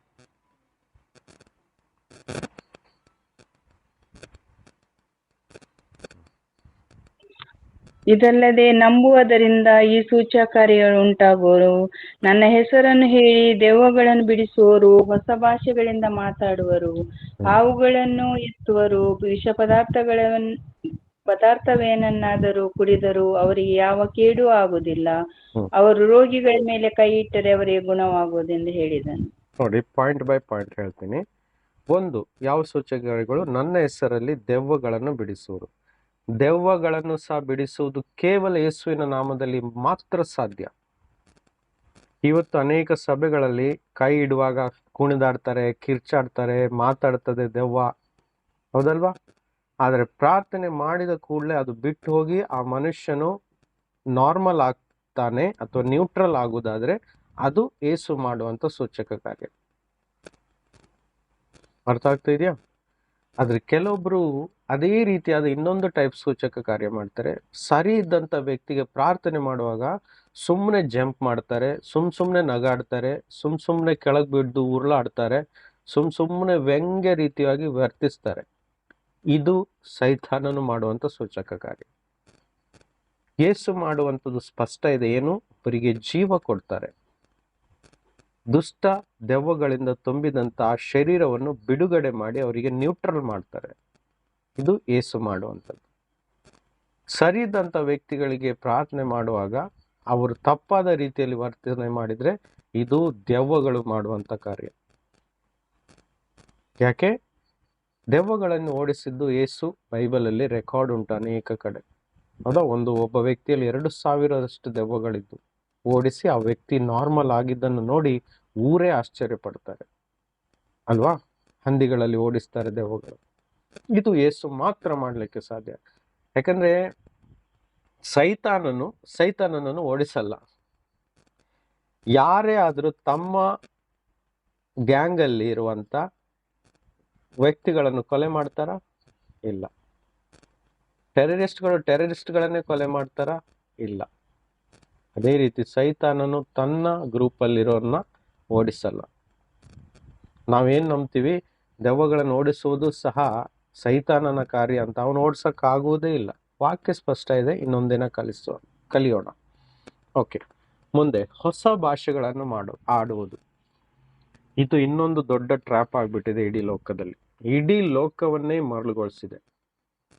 ಅನ್ಯ ಭಾಷೆಯಲ್ಲಿ ಮಾತಾಡುವಂತ ದೊಡ್ಡ ಟ್ರ್ಯಾಪ್ ಇಡೀ ಲೋಕವನ್ನೇ ಆವರಿಸಿಕೊಂಡಿದೆ. ಇದು ಕೆಲವೊಂದೇ ವರ್ಷಗಳಿಂದ ಈ ರೀತಿ ನಡೀತಾ ಇದೆ. ಒಂದು 100 ವರ್ಷಗಳಿಂದ. ಅಲ್ಲಿ ತನಕ ಇಲ್ಲ ಆಗಿತ್ತು. ಇವತ್ತು ಎಲ್ಲಿ ಸಹ ಅನ್ಯ ಭಾಷೆ ಅಂತ ಈ ಕೆಲವೊಂದು ಶಬ್ದಗಳನ್ನು ಹೇಳಿ ರಬ ರಬ ಶಿವ ಶಿವ ಲಬ ಏನೋ ಒಂದು ಶಬ್ದಗಳು, ಅರ್ಥ ಇಲ್ಲದಂತ ಶಬ್ದಗಳನ್ನು ಹೇಳ್ತಾರೆ. ಇವು ಯಾವುದು ಅನ್ಯ ಭಾಷೆ ಅಲ್ಲ. ಈ ಸ್ಟಡಿಯನ್ನು ಒಂದಿನ ನಾನು ನಿಮಗೆ ಕಲಿಸ್ತೀನಿ. ಇದು ಒಂದು ಸ್ವಲ್ಪ ಲಾಂಗ್ ಟೈಮ್ ತಗೊಳ್ಳುತ್ತದೆ ಈ ಸ್ಟಡಿಯನ್ನು ಕೊಡ್ಲಿಕ್ಕೆ. ಇದರ ಅರ್ಥ ಏನು ಅಂತ ಹೇಳಿದ್ರೆ, ಈ ಶಬ್ದ ಗ್ರೀಕ್ ಅಲ್ಲಿ ತೆಗೆದು ನೋಡಿದ್ರೆ ಗ್ಲೋಸಾ ಅಂತ ಬರೆಯಲ್ಪಟ್ಟಿದೆ. ಇದು ಮನುಷ್ಯರು ಆಡುವಂತ ಭಾಷೆ ಅಂತ ಈ ಶಬ್ದದ ಅರ್ಥ ಗ್ರೀಕ್ ಭಾಷೆಯಲ್ಲಿ ಬರೆಯಲ್ಪಟ್ಟಿದೆ. ಈ ಭಾಷೆ ದೇವರು ತನ್ನ ಅಪೋಸ್ತಲರಿಗೆ ಮೊಟ್ಟ ಮೊದಲನೇದಾಗಿ ಪೆಂತೆಕೋಸ್ತದ ದಿನದಲ್ಲಿ ಕೊಡಲ್ಪಟ್ಟಿತ್ತು. ಆ ದಿನ ಅವರು ಮಾತನಾಡುವಾಗ ಅಲ್ಲಿ ಸೇರಿದಂತ 120 ಶಿಷ್ಯಂದಿರು, ಯೇಸುವನ್ನು ನಂಬಿದಂತ ವಿಶ್ವಾಸಿಗಳು ಮಾತನಾಡಿದ್ರು. ಅದು ರೆಕಾರ್ಡ್ ಇದೆ, ನಿಮಗೆಲ್ಲರಿಗೂ ಆ ವಾಕ್ಯ ಗೊತ್ತಿದೆ. ಅವತ್ತಿನ ದಿನ ಅಲ್ಲಿ ಏನಾಯ್ತು ಅಂತ ಹೇಳಿದ್ರೆ, ಅವರು ಹೊಸ ಭಾಷೆಗಳನ್ನು ಮಾತನಾಡಿದಾಗ ಯೆರೂಸಲೇಮ್ ಪಟ್ಟಣದಲ್ಲಿ ಬೇರೆ ಬೇರೆ ದೇಶದಲ್ಲಿದ್ದಂತ ಯಹೂದಿಯರು ಅಲ್ಲಿ ಬಂದಿದ್ರು ಹಬ್ಬಕ್ಕೆ ಅಂತ. ಆ ಯಹೂದ್ಯರು ಬೇರೆ ಬೇರೆ ದೇಶಗಳು ಅಂದ್ರೆ ಆ ದೇಶದ ಭಾಷೆಗಳನ್ನು ಮಾತನಾಡುವವರಾಗಿದ್ರು. ಉದಾಹರಣೆಗೆ ರೋಮ, ಸಿರಿಯಾ, ಗ್ರೀಕು, ಈ ರೀತಿ ದೇಶದಲ್ಲಿದ್ದಂತ ಜನರು ಅಲ್ಲಿ ಬಂದದ್ದನ್ನು ಅಲ್ಲಿ ಬರೆದಿಡಲ್ಪಟ್ಟಿದೆ. ಸುಮಾರಿಗೆ 17 ಪ್ರಕಾರದ ಭಾಷೆ ಆಡುವಂತ ಯಹೂದಿ ಜನರು ಹಬ್ಬಕ್ಕೆಂದು ಬಂದಾಗ ಈ ಅಪೋಸ್ತಲರು 120 ಜನರು ಪವಿತ್ರಾತ್ಮನಿಂದ ತುಂಬಿಕೊಂಡು ಅಲ್ಲಿ ಬಂದಂತ ಬೇರೆ ಊರಿನ ಭಾಷೆಗಳನ್ನು ಈ ಅಪೋಸ್ತಲರು, ಬೇರೆ ಭಾಷೆಗಳೇ ಗೊತ್ತಿಲ್ಲದಂತ ಈ ನಮ್ಮ ಅಪೋಸ್ತಲರು ಹೀಬ್ರು ಭಾಷೆ ಮಾತ್ರ ಅಥವಾ ಇಸ್ರಾಯೇಲ್ ಒಳಗೆ ಯಾವ ಭಾಷೆ ಇತ್ತೋ ಅದನ್ನು ಮಾತ್ರ ಮಾತನಾಡುವಂತ ಮತ್ತು ಇವರು ಮೀನು ಆದದ್ದರಿಂದ ಅವರು ಒಂದು ಸಾಧಾರಣ ವ್ಯಕ್ತಿಗಳಾಗಿದ್ರು ಅಪೋಸ್ತಲರು. ಹೆಚ್ಚಿನವರು ವಿದ್ಯಾಭ್ಯಾಸ ಇಲ್ಲದೆ ಆಗಿರುವವರು. ಗ್ರೀಕು ಸಹ ಅವರಿಗೆ ಗೊತ್ತಿರಲಿಲ್ಲ, ಯಾಕಂದ್ರೆ ವಿದ್ಯಾಭ್ಯಾಸ ಇಲ್ಲ ಅಂತ ಬೈಬಲ್ ವಾಕ್ಯ ಹೇಳ್ತದೆ. ಅಂಥವರು 17 ಪ್ರಕಾರದ ಭಾಷೆಗಳನ್ನು ಮಾತಾಡಿದ್ದು ಅದು ಈ ಭೂಮಿಯ ಭಾಷೆ ಆಗಿತ್ತು ಎಂಬುದಕ್ಕೆ ವಾಕ್ಯ ಸ್ಪಷ್ಟ ಬರೆಯಲ್ಪಟ್ಟಿದೆ. ಅಲ್ಲಿ ಬಂದಂತ ಆ ಜನರಿಗೆ ತಮ್ಮ ತಮ್ಮ ಮಾತೃ ಭಾಷೆಯಲ್ಲಿ ಅವರಿಗೆ ಕೇಳಿಸ್ಲಿಕ್ಕೆ ಆರಂಭಿಸ್ತು. ಏನು ಕೇಳಿಸ್ಲಿಕ್ಕೆ? ದೇವರ ಬಗ್ಗೆ ಸಂಗತಿಗಳನ್ನು ಹೇಳ್ತಾ ಇರೋದು ಅವರಿಗೆ ಕೇಳಿಸ್ಲಿಕ್ಕೆ ಆರಂಭಿಸಿದಾಗ ಅವರು ಆಶ್ಚರ್ಯಪಟ್ಟರು. ಆವಾಗ ಅವರ ಮನಸ್ಸು ಬದಲಾಯಿತು. ಪೇತ್ರನು ಸಹ ಅವರಿಗೆ ಅವರದೇ ಭಾಷೆಯಲ್ಲಿ ಮಾತನಾಡಿದಗೋಸ್ಕರ ಪೇತ್ರನ ಭಾಷೆಯು ಸಹ ಅರ್ಥ ಆಯ್ತು. ಪೇತ್ರನಿಗೆ ಬೇರೆ ಯಾವ ಭಾಷೆ ಬರ್ತಿತ್ತಾ? ಇಲ್ಲ.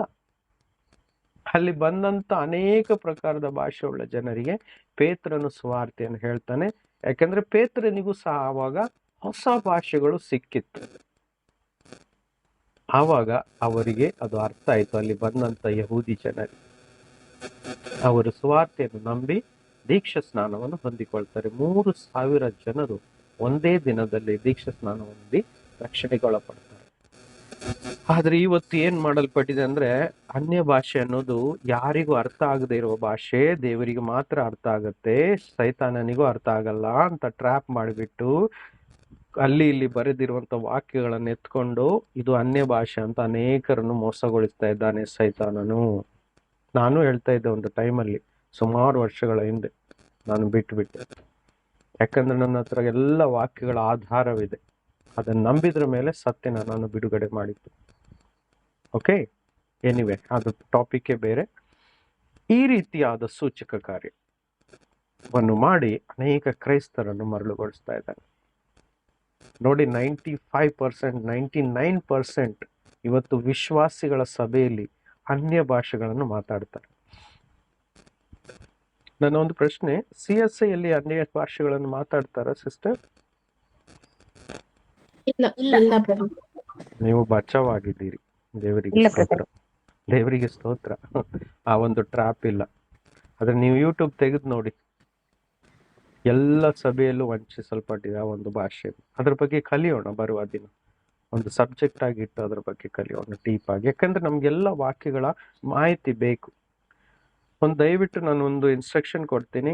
ಎಲ್ಲಾ ದಿನ ನೀವು ವಾಕ್ಯ ಕೇಳಲಿಕ್ಕೆ ಕೂತ್ಕೊಳ್ಳುವಾಗ ಒಂದು ನೋಟ್ ಬುಕ್, ನಿಮ್ಮದೇ ಆದಂತ ಒಂದು ನೋಟ್ ಬುಕ್, ಯಾರ್ಯಾರಿಗೆ ಬರೀಲಿಕ್ಕೆ ಬರ್ತದೋ ಅವರೆಲ್ಲ ನೋಟ್ ಬುಕ್ ಅನ್ನು ಇಟ್ಕೊಂಡು ಹೇಳುವಂತ ವಾಕ್ಯವನ್ನು ನೋಟ್ ಮಾಡಿ. ಎರಡನೇದು, ಈ ಹೇಳುವಂತ ಈ ವಿಡಿಯೋ ರೆಕಾರ್ಡ್ ಆಗ್ತಾ ಇದೆ, ಅಂದ್ರೆ ಆಡಿಯೋ ರೆಕಾರ್ಡ್ ಆಗ್ತಾ ಇದೆ, ಇದು ಯೂಟ್ಯೂಬ್ ಅಲ್ಲಿ ಹಾಕಲ್ಪಡ್ತದೆ. ಬೇಕಾದ್ರೆ ಅದನ್ನ ನಂತರ ನೀವು ಪುನಃ ಕೇಳಿ ಅದನ್ನು ಸರಿಯಾಗಿ ತಿಳ್ಕೊಳ್ಬಹುದು. ಓಕೆ, ಸರಿ. ಮುಂದೆ ಏನು ಬರೆಯಲ್ಪಟ್ಟಿದೆ? ಹಾವುಗಳನ್ನು ಎತ್ತುವರು ಅಂತ ಹೇಳಲ್ಪಟ್ಟಿದೆ. ಓಕೆ, ಇದ್ರ ಬದಲಾಗಿ ಬೇರೆ ಬೇರೆ ಎಲ್ಲ ಮಾಡ್ತಾರೆ, ಇದು ಅಷ್ಟು ಇಂಪಾರ್ಟೆಂಟ್ ಅಲ್ಲ. ಮುಂದೆ ಏನೇನು ಹೇಳಲ್ಪಟ್ಟಿದೆ? ವಿಷ ಪದಾರ್ಥವೇನಾದರೂ ಕುಡಿದ್ರು ಅವರಿಗೆ ಯಾವ ಕೇಡು ಆಗುವುದಿಲ್ಲ ಅಂತ. ಯಾರಾದ್ರೂ ಮೋಸ ಮಾಡಿ ನಮಗೆ ವಿಷ ಏನಾದ್ರು ಹಾಕಿದಿದ್ರೆ ಫುಡ್ ಅಲ್ಲಿ, ನಮ್ಗೆ ಯಾವ ಹಾನಿ ಆಗುದಿಲ್ಲ ಅಂತ ಯೇಸು ಸ್ವಾಮಿ ಕೊಟ್ಟಂತ ಗಿಫ್ಟ್ ಇದು. ಓಕೆ, ನಿಜವಾಗಿ ಯೇಸುವನ್ನು ನಂಬುವಂತ ಕ್ರೈಸ್ತರು ಇವತ್ತು ಹೋಟ್ಲಲ್ಲಿ ಅಲ್ಲಿ ಇಲ್ಲೆಲ್ಲ ಏನೆಲ್ಲ ತಿಂದ್ರೂ ಸಹ ನಮಗೆ ಅದು ಏನು ಹಾನಿ ಆಗದಂತೆ ನಮ್ಮನ್ನು ಕಾಪಾಡುವಂತ ಶಕ್ತನಾದ ದೇವರು ನಮ್ಮ ಜೊತೆ ಇದ್ದಾರೆ. ಅನೇಕ ಸಾಕ್ಷಿಗಳು ಸಹ ಇದ್ದಾರೆ. ಅನೇಕರು ವಿಷ ಹಾಕಿ ಸಹ ಸಾಯದಂತ ಅನೇಕ ಸೇವಕರ ಸಾಕ್ಷಿಗಳಿದ್ದಾರೆ. ಅದನ್ನು ಆಶ್ಚರ್ಯಪಟ್ಟು ವಿಷ ಹಾಕಿದಂತ ವೈರಿಗಳು ದೇವರ ಕಡೆಗೆ ತಿರುಗಿದ್ದು ಸಹ ಅನೇಕ ಸಾಕ್ಷಿಗಳುಂಟು. ಸೊ ಇದೆಲ್ಲ ಸುವಾರ್ತೆಗಾಗಿ ಕೊಟ್ಟಂತ ವರಗಳಾಗಿವೆ.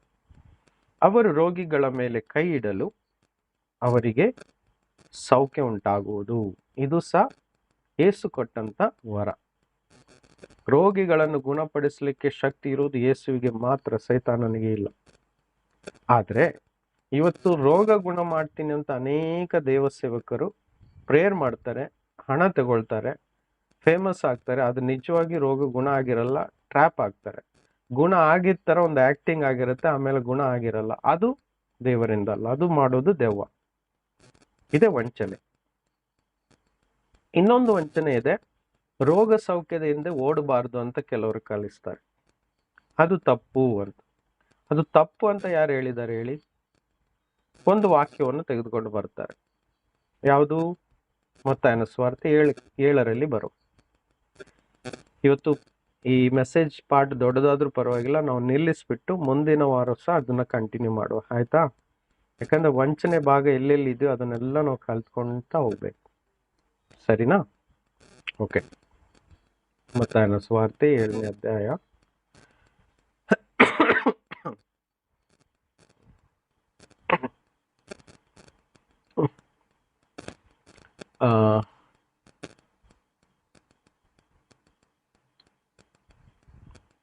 ಯೇಸು ಯೇಸು ಅಂತ ಹೇಳಿದವರೆಲ್ಲರೂ,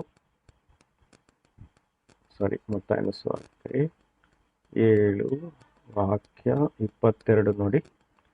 22ದಿಂದ ಓದುವ. Matthew 7 verse 22, 23 and 24. ಸ್ವಾಮಿ ಸ್ವಾಮಿ, ನಿನ್ನ ಹೆಸರಿನ ಮೇಲೆ ನಾವು ಬೋಧನೆ ಹೇಳಲಿಲ್ಲವೇ? ನಿನ್ನ ಹೆಸರಿನ ಮೇಲೆ ದೆವ್ವ 21. ನನ್ನನ್ನು ಸ್ವಾಮಿ ಸ್ವಾಮಿ ಅನ್ನುವವರೆಲ್ಲರೂ ಪರಲೋಕ ರಾಜ್ಯದಲ್ಲಿ ಸೇರುವವರನ್ನು ನೆನೆಸಬೇಡಿರಿ. ಪರಲೋಕದಲ್ಲಿರುವ ನನ್ನ ತಂದೆಯ ಚಿತ್ತದಂತೆ ನಡೆಯುವವನೇ ಪರಲೋಕ ರಾಜ್ಯಕ್ಕೆ ಸೇರುವವನು. ಸ್ವಾಮಿ ಸ್ವಾಮಿ, ನಿನ್ನ ಹೆಸರಿನ ಮೇಲೆ ನಾವು ಬೋಧನೆ ಹೇಳಲಿಲ್ಲವೇ? ನಿನ್ನ ಹೆಸರಿನ ಮೇಲೆ ದೆವ್ವಗಳನ್ನು ಬಿಡಿಸಲಿಲ್ಲವೇ? ನಿನ್ನ ಹೆಸರಿನ ಮೇಲೆ ಅನೇಕ ಮಹತ್ ಕಾರ್ಯಗಳನ್ನು ಮಾಡಲಿಲ್ಲವೇ ಎಂದು ಆ ದಿನಗಳಲ್ಲಿ ಎಷ್ಟೋ ಜನರು ನಮಗೆ ಹೇಳುವರು.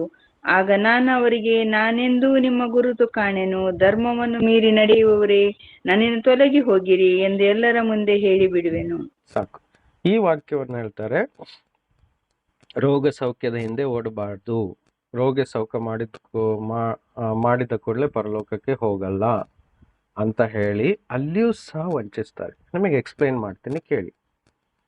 21ನೇ ವಾಕ್ಯದಲ್ಲಿ ಹೇಳ್ತಾರೆ, ನನ್ನನ್ನು ಸ್ವಾಮಿ ಸ್ವಾಮಿ ಅಂತ ಯೇಸು ಅಂತ ಹೇಳಿ ಆರಾಧಿಸೋರು ಅನೇಕರು ಪರಲೋಕ ರಾಜ್ಯದಲ್ಲಿ ಸೇರುವುದೇ ಇಲ್ಲ ಅಂತ ಯೇಸು ಸ್ವಾಮಿ ಕನ್ಫರ್ಮ್ ಮಾಡ್ತಾ ಇದ್ದಾರೆ. ಹೇಗೆ? ನೀವೆಲ್ಲರೂ ಹೋಗ್ತೀರಂತ ನೆನೆಸ್ಬೇಡಿ, ಪರಲೋಕದಲ್ಲಿರುವ ನನ್ನ ತಂದೆಯ ಚಿತ್ತದಂತೆ ನಡೆಯುವವನೇ ಪರಲೋಕ ರಾಜ್ಯಕ್ಕೆ ಸೇರ್ತಾನೆ. ಈ ಲೈನ್ ಅನ್ನು ಅಂಡರ್ಲೈನ್ ಮಾಡ್ಕೊಳ್ಳಿ. ಏನು? ಪರಲೋಕದಲ್ಲಿರುವ ನನ್ನ ತಂದೆಯ ಚಿತ್ತ ಅಂದ್ರೆ ಏನು? ಅಂದ್ರೆ ಲೂಕನ ಸುವಾರ್ತೆಯಲ್ಲಿ ಬರೆಯಲ್ಪಟ್ಟಿದೆ, ಆತನ ವಾಕ್ಯವನ್ನು ಕೈಗೊಂಡು ನಡೆಯುವುದೇ ತಂದೆಯ ಚಿತ್ತ. ಲೂಕನ ಸುವಾರ್ತೆ 6ನೇ ಅಧ್ಯಾಯದ 37-38 ಅಲ್ಲಿ ಎಲ್ಲೋ ಬರೆಯಲ್ಪಟ್ಟಿದೆ ಇದೇ ವಾಕ್ಯ. ಓಕೆ, ಜಾಸ್ತಿ ಕನ್ಫ್ಯೂಸ್ ಮಾಡಬಾರ್ದು ಅಂತ ನಿಮ್ಗೆ ನೇರವಾಗಿ ಹೇಳ್ತಾ ಇದ್ದೆ. ತಂದೆಯ ಚಿತ್ತ ಅಂತ ಹೇಳಿದ್ರೆ ಯೇಸು ಹೇಳಿದ ಒಂದೊಂದು ವಾಕ್ಯವನ್ನು ಸರಿಯಾಗಿ ಅನುಸರಿಸಿ ನಡೆಯದೆ ಅದ್ಭುತ ಕಾರ್ಯಗಳನ್ನು ನಡೆಸ್ತಾರೆ, ರೋಗ ಸೌಖ್ಯ ಕೊಡ್ತಾರೆ. ಯಾಕೆ? ಅದು ಯೇಸು ಕೊಟ್ಟಂತ ವರ. ಅದು ಆಪರೇಟ್ ಆಗುತ್ತೆ ಎಲ್ಲರ ಜೀವಿತದಲ್ಲಿ. ಪ್ರವಾದನೆ ಸಹ ಮಾಡ್ತಾರೆ, ಅದು ಸಹ ಆಪರೇಟ್ ಆಗುತ್ತೆ. ದೊಡ್ಡ ದೊಡ್ಡ ಅದ್ಭುತ ಕಾರ್ಯಗಳು ಸಹ ಯೇಸುವಿನ ನಾಮದಲ್ಲಿ ನಡೆಯುತ್ತೆ. ಆದರೆ ಇದನ್ನು ನಡೆಸಿದಂತ ವ್ಯಕ್ತಿಗಳು ಏನಾಗಿರ್ತಾರೆ? 23ನೇ ವಾಕ್ಯದಲ್ಲಿ ಹೇಳ್ತಾರೆ, ಧರ್ಮವನ್ನು ಮೀರಿ ನಡೆಯುವವರೇ. ಅರ್ಥ ಆಗ್ತಿದ್ಯಾ?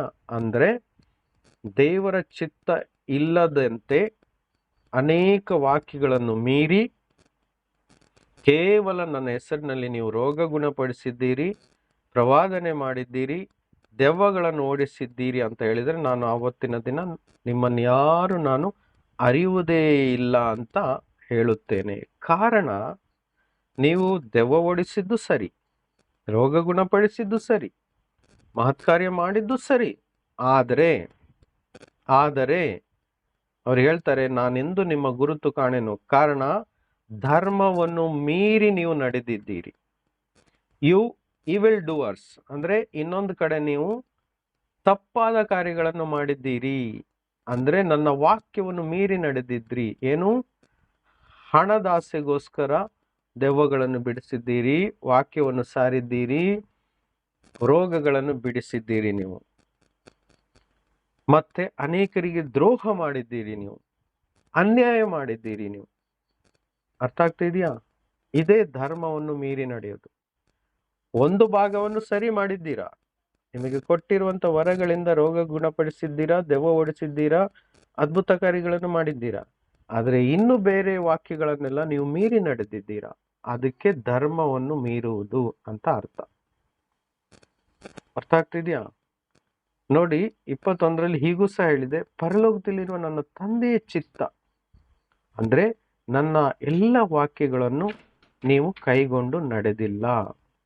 ಉದಾಹರಣೆಗೆ, ಪರರನ್ನು ಕ್ಷಮಿಸಬೇಕು. ಅರ್ಥ ಆಗ್ತಿದ್ಯಾ?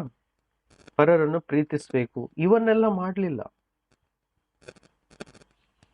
ಇಂಥ ವಾಕ್ಯಗಳನ್ನು ನೀವು ಪಾಲಿಸಲಿಲ್ಲ.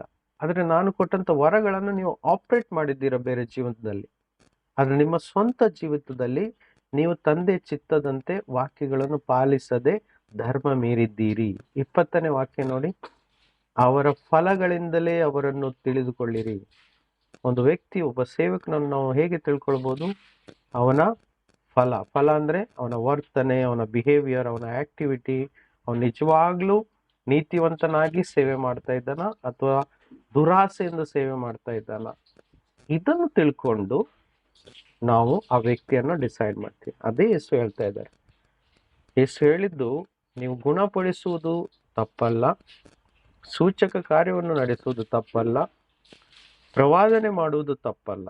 ಆದ್ರೆ ನೀವು ಧರ್ಮ ಮೀರಿ ನಡೆದಿದ್ದರೆ ಅದಕ್ಕೆ ನಾನು ನಿಮ್ಮನ್ನು ಅರಿಯೇನು ಅಂತ ಹೇಳುವೆನು ಅಂತ ಯೇಸು ಸ್ವಾಮಿಲಿ ಹೇಳ್ತಾ ಇದ್ದಾರೆ. ವಿಷಯ ಅರ್ಥ ಆಗ್ತಾ ಇದೆಯಾ? ಇದೇ ವಂಚನೆ. ಆದ್ರೆ ಕೆಲವರು ಏನ್ ಹೇಳ್ತಾರೆ ಇವತ್ತು, ರೋಗ ಸೌಖ್ಯದಿಂದ ಓಡಬಾರ್ದು ಅಂತ. ರೋಗ ಸೌಖ್ಯವನ್ನು ಕೊಟ್ಟಿದ್ಯಾರು? ಯೇಸು ಸ್ವಾಮಿ. ಯಾರಿಗೋಸ್ಕರ? ತನ್ನನ್ನು ನಂಬಿ ಬರೋದಕ್ಕೋಸ್ಕರ. ವಾಕ್ಯದಲ್ಲಿ ಇಷ್ಟು ಸ್ಪಷ್ಟ ಬರೆದಿದೆ, ರೋಗ ಸೌಖ್ಯಕ್ಕೆಂದು ಬಂದಂತ ಒಬ್ಬರನ್ನು ಬಿಡದೆ ಎಲ್ಲರನ್ನು ಗುಣಪಡಿಸಿದ್ದಾರೆ ಯೇಸು ಸ್ವಾಮಿ. ವಾಕ್ಯದಲ್ಲಿ ಇದೆಯಾ? ಮತ್ತಾಯನ ಸುವಾರ್ತೆ, ಮಾರ್ಕನ ಸುವಾರ್ತೆ, ಲೂಕನ ಸುವಾರ್ತೆ, ಯೋಹನನ ಸುವಾರ್ತೆ. ಯಾರನ್ನು ನಿರಾಸೆ ಪಡಿಸಲಿಲ್ಲ. ಅನ್ಯ ಜಾತಿಯರಿಗೂ ಸಹ ಸೌಖ್ಯ ಕೊಟ್ಟಿದ್ದಾರೆ. ಇದು ಕೇವಲ ಯೇಸು ಮಾಡುವಂತ ಮಹತ್ ಕಾರ್ಯಗಳು. ಅದಕ್ಕೋಸ್ಕರ ನನ್ನನ್ನು ತಂದೆಯಾದ ದೇವರು ಅಭಿಷೇಕಿಸಿದ್ದಾನೆ ಅಂತ ಹೇಳಿದ್ದಾರಲ್ವಾ? ಬಡವರಿಗೆ ಸುವಾರ್ತೆಯನ್ನು ಸಾರಲು, ಬಂಧಿತರಿಗೆ ಬಿಡುಗಡೆಯನ್ನು ಕೊಡಲು, ಕುರುಡರಿಗೆ ಕಣ್ಣನ್ನು ಕೊಡಲು, ರೋಗಿಗಳನ್ನು ಸೌಖ್ಯ ಮಾಡಲು ನನಗೆ ತಂದೆಯಾದ ದೇವರು ಅಭಿಷೇಕ ಮಾಡಿದ್ರು. ಇದು ಯೇಸುವಿನ ಕಾರ್ಯ.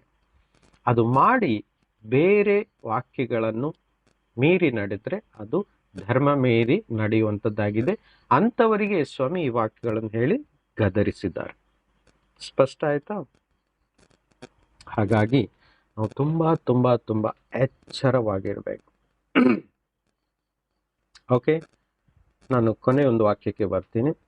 ಆ್ಯಕ್ಚುಲಿ ಟಾಪಿಕ್ ಸ್ವಲ್ಪ ದೊಡ್ಡದಾಗ್ತಾ ಇದೆ, ನಾನು ಯೋಚನೆ ಮಾಡಲಿಲ್ಲ, ದೇವ್ರ ಚಿತ್ತ ಅದು ಹಾಗಿರಲಿ. ಯೋಹಾನನು ಬರೆದ ಮೊದಲನೆಯ ಪತ್ರ, first letter of John, chapter 2. ಯೋಹಾನನು ಬರೆದ ಮೊದಲನೆಯ ಪತ್ರ 2ನೇ ಅಧ್ಯಾಯಕ್ಕೆ ಬರೋಣ. ಇಲ್ಲಿ ಒಂದು ಇಂಪಾರ್ಟೆಂಟ್ ಆದ ಸಂಗತಿಯನ್ನು ತೋರಿಸ್ಕೊಡ್ತೇನೆ. ಫಸ್ಟ್ ಜಾನ್, ಯೋಹಾನನು ಬರೆದ 1ನೇ ಪತ್ರ, ಅಧ್ಯಾಯ 2, ವಾಕ್ಯ 18.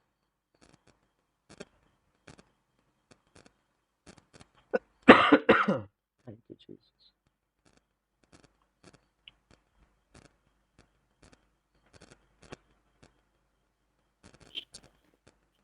ಮಕ್ಕಳಿರ, ಇದು ಕಡೆ ಗಳಿಗೆಯಾಗಿದೆ. ಕ್ರಿಸ್ತ ವಿರೋಧಿ ಬರುತ್ತಾನೆಂದು ನೀವು ಕೇಳಿದ್ದೀರಷ್ಟೇ. ಈಗಲೂ ಕ್ರಿಸ್ತ ವಿರೋಧಿಗಳು ಬಹುಮಂದಿ ಎದ್ದಿದ್ದಾರೆ. ಇದರಿಂದ ಇದು ಕಡೆ ಗಳಿಗೆಯಾಗಿದೆ ಎಂದು ತಿಳಿದುಕೊಳ್ಳುತ್ತೇವೆ. ಆಮೇನ್. ಓಕೆ, ಮಕ್ಕಳಿರ, ಯೋಹಾನನು ಅಲ್ಲಿ ಒಂದು ಸಭೆಗೆ ಬರಿತಾ ಇದ್ದಾರೆ, ಇದು ಕಡೆಗಳಿಗೆ ಆಗಿದೆ. ಅಂದ್ರೆ 2000 ವರ್ಷಗಳಿಂದ ಇದು ಕಡೆಗಳಿಗೆ ನಡೀತಾ ಇದೆ. ಓಕೆ, ಕ್ರಿಸ್ತ ವಿರೋಧಿ ಬರುತ್ತಾನೆಂದು ನೀವು ಕೇಳಿದ್ದೀರಷ್ಟೇ. ನೀವು ಕೇಳಿದ್ದೀರಾ? ಇಲ್ಲಿ ಲೈನಲ್ಲಿರೋರು ಯಾವತ್ತಾದ್ರೂ ಕೇಳಿದ್ದೀರಾ? ಹೌದು ಬ್ರದರ್. ಕೆಲವರು ಕೇಳಿದ್ದಾರೆ, ಕೆಲವರು ಕೇಳಲಿಲ್ಲ. ನಿಮಗೆ ಇದನ್ನು ಆತ್ಮಿಕ ರೀತಿಯಲ್ಲಿ ಇವತ್ತು ಎಕ್ಸ್ಪ್ಲೇನ್ ಮಾಡ್ತೀನಿ. ಸ್ವಲ್ಪ ಹೊತ್ತು ಮುಂದಿನ ವಾರ ಅದನ್ನು ಕಂಟಿನ್ಯೂ ಮಾಡೋಣ. ಓಕೆ, ಇದು 2 ರೀತಿಯಲ್ಲಿ ನಾವು ತಿಳ್ಕೊಳ್ಬೋದು. ಒಂದು ಆತ್ಮಿಕ ರೀತಿಯಲ್ಲಿ, ಸ್ಪಿರಿಚುವಲ್ ವರ್ಲ್ಡಲ್ಲಿ. ಇನ್ನೊಂದು ಫಿಸಿಕಲ್ ಆಗಿ ಅನೇಕ ಕಾಲದಿಂದಲೇ ಆ ಒಂದು ಕ್ರೈಸ್ತ ವಿರೋಧಿ ಆತ್ಮ ಕೆಲಸ ಮಾಡುತ್ತಲೇ ಬಂದಿದೆ. ಅದು ಒಂದು ಸಾಮ್ರಾಜ್ಯ ಕಟ್ಕೊಳ್ತಾ ಲೋಕದ ಮೇಲೆ ಆಳ್ವಿಕೆಯನ್ನು ನಡೆಸ್ಕೊಂಡು ಬಂದಂತ ಆ ಒಂದು ಟಾಪಿಕ್ ಬೇರೆ. ಅದು ಥೆರಾಟಿಕಲ್ ಆಗಿ ಹೋಗ್ತದೆ, ಥೇರಿ ರೂಪದಲ್ಲಿ ಹೋಗ್ತದೆ. ಅದರಲ್ಲಿ ನಾನು ಇವತ್ತು ಹೋಗಲ್ಲ. ಆದರೆ ಇದನ್ನು ಆತ್ಮಿಕ ರೀತಿಯಲ್ಲಿ ನಾನು ನಿಮಗೆ ಹೇಳಲಿಕ್ಕೆ ಇಷ್ಟಪಡ್ತೀನಿ. ನೋಡಿ, ಕ್ರೈಸ್ತ ವಿರೋಧಿ ಅಂದ್ರೆ ಯಾರು? ಇನ್ನೊಂದು ವಾಕ್ಯ ಅದಕ್ಕೆ ಪ್ರೂಫ್ ಕೊಡ್ತದೆ. ಇದೇ ಪುಸ್ತಕದಲ್ಲಿ 4ರಲ್ಲಿ 3 ಓದ್ಬಿಟ್ಟು ವಾಪಸ್ ಇಲ್ಲಿಗೆ ಬರೋಣ. ಕ್ರಿಸ್ತ ವಿರೋಧಿ ಬರುತ್ತಾನಷ್ಟೇ ಅಂತ ನೀವು ಕೇಳಿದ್ದೀರಾ, ಈಗಲೂ ಸಹ ಕ್ರಿಸ್ತ ವಿರೋಧಿ ಬಹುಮಂದಿ ಎದ್ದಿದ್ದಾರೆ. ಆ ಕ್ರಿಸ್ತ ವಿರೋಧಿ ಅಂದ್ರೆ 1ನೇ ಯೋಹನ್ನ 4ರಲ್ಲಿ 3 ನೋಡುವ. ಯೇಸುವನ್ನು ಒಪ್ಪದೇ ಇರುವ ಆತ್ಮವು ದೇವರಿಂದ ಪ್ರೇರಿತವಾದದ್ದಲ್ಲ, ಅದು ಕ್ರಿಸ್ತ ವಿರೋಧಿ ಆತ್ಮವಾಗಿದೆ. ಅದು ಬರುವುದೆಂಬುದನ್ನು ನೀವು ಕೇಳಿದ್ದೀರಲ್ಲ, ಈಗಲೂ ಲೋಕದಲ್ಲಿ ಅದೇ.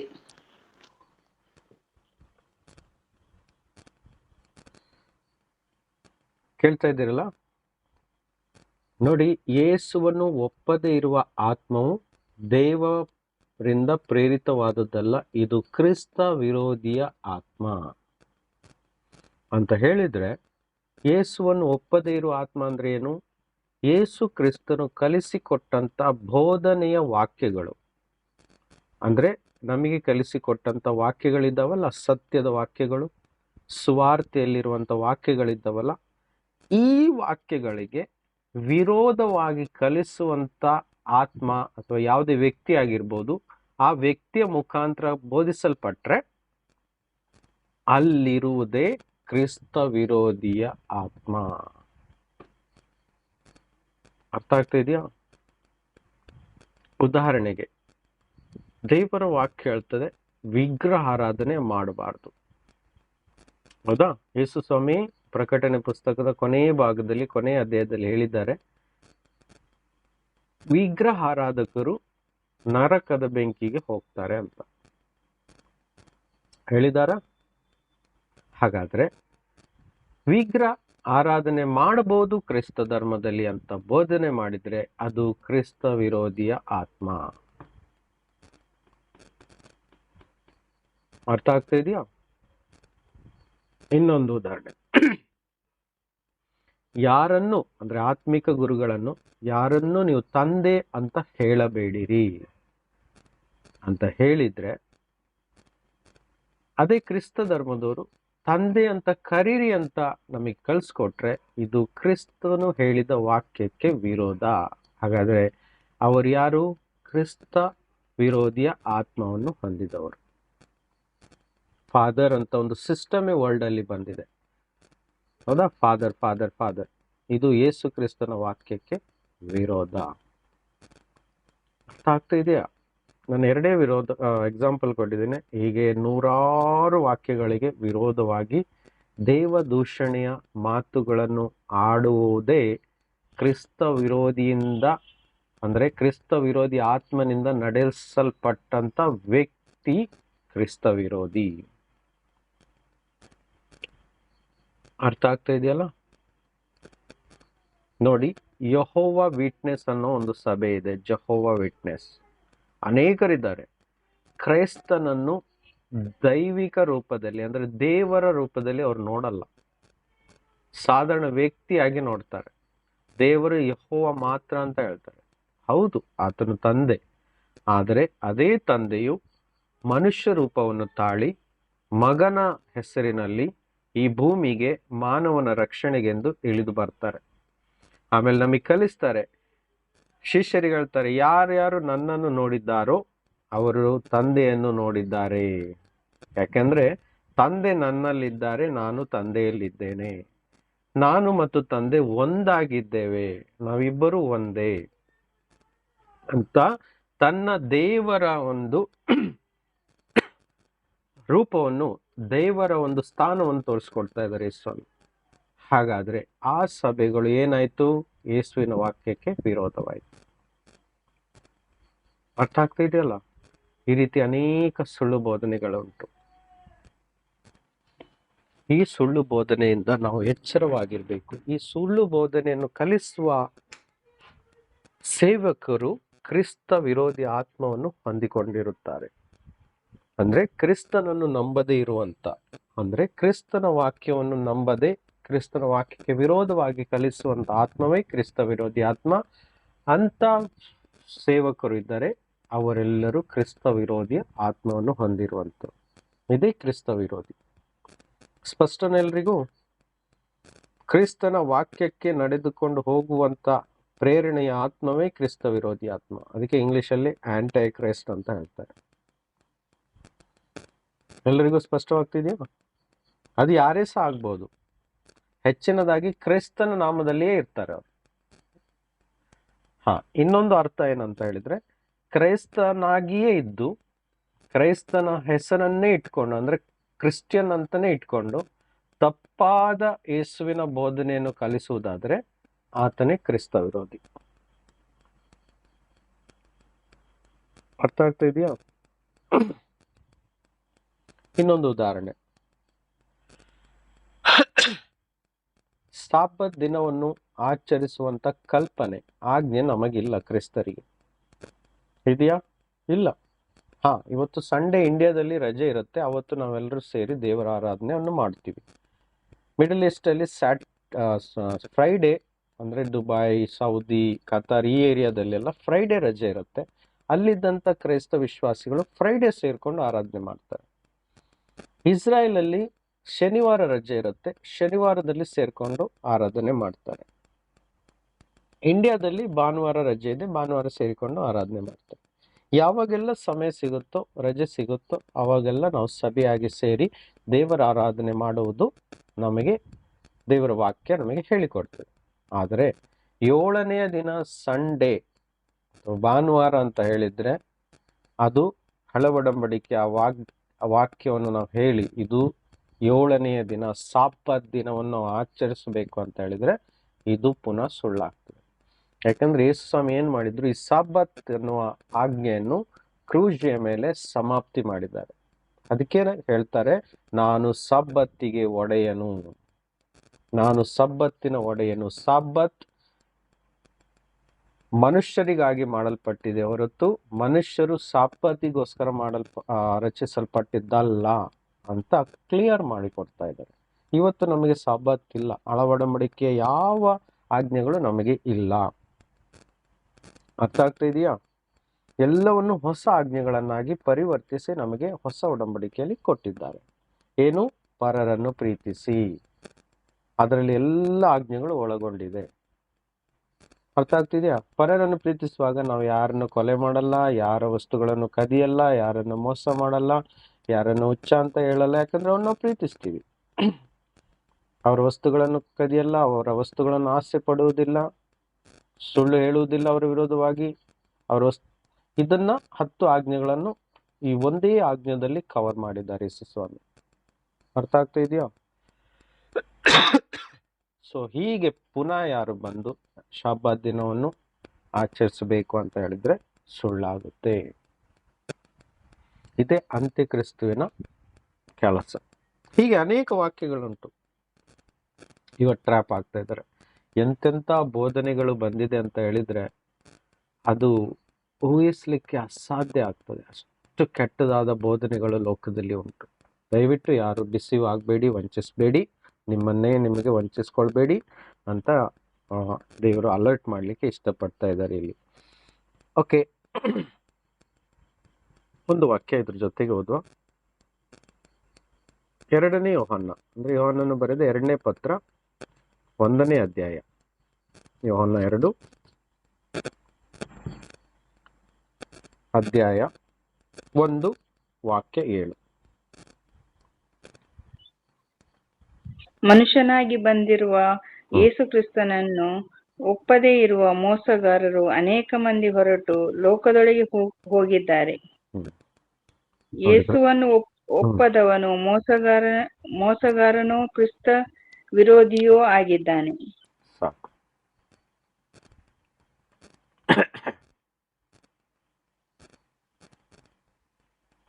ನೋಡಿ, ವಾಕ್ಯ ಏನ್ ಹೇಳ್ತಾ ಇದೆ?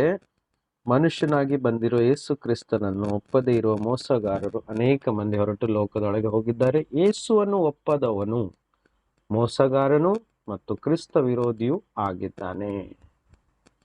ನೋಡ್ತಾ ಇದ್ದೀರಲ್ಲ, ಯೇಸು ಸಂಪೂರ್ಣ ದೈವತ್ವವನ್ನು ಹೊಂದಿರುವವರು, ಮನುಷ್ಯ ರೂಪವನ್ನು ತಾಳಿಕೊಂಡು ಬಂದವರು. ಅವರೇ ನಮಗೆ ದೇವರು, ಅವರೇ ನಮಗೆ ರಕ್ಷಕನು, ಅವರೇ ನಮಗೆ ಒಳ್ಳೆಯ ಕುರುಬನು, ಅವರೇ ನಮ್ಮ ಪಾಪಕ್ಕೆ ಕ್ಷಮೆಯನ್ನು ಕೊಟ್ಟವರು, ಅವರೇ ನಮಗೋಸ್ಕರ ರಕ್ತವನ್ನು ಸುರಿಸಿ ಪಾಪ ಕ್ಷಮೆಯನ್ನು ಕೊಟ್ಟವರು, ಅವರೇ ನಮಗೆ ಕೊನೆ ದಿನದಲ್ಲಿ ಪುನರುತ್ಥಾನ ಪಡಿಸುವವರು, ಅವರೇ ನಮಗೆ ದಿನನಿತ್ಯ ತನ್ನ ಆತ್ಮದಿಂದ ತುಂಬಿ ಸತ್ಯ ಮಾರ್ಗದಲ್ಲಿ ನಡೆಸುವವರು, ಅವರೇ ನಮಗೆ ಎಲ್ಲಾ ದುಷ್ಟನಿಂದ ರಕ್ಷಣೆ ಕೊಡುವವರು, ಕಾಪಾಡುವವರಾಗಿದ್ದಾರೆ.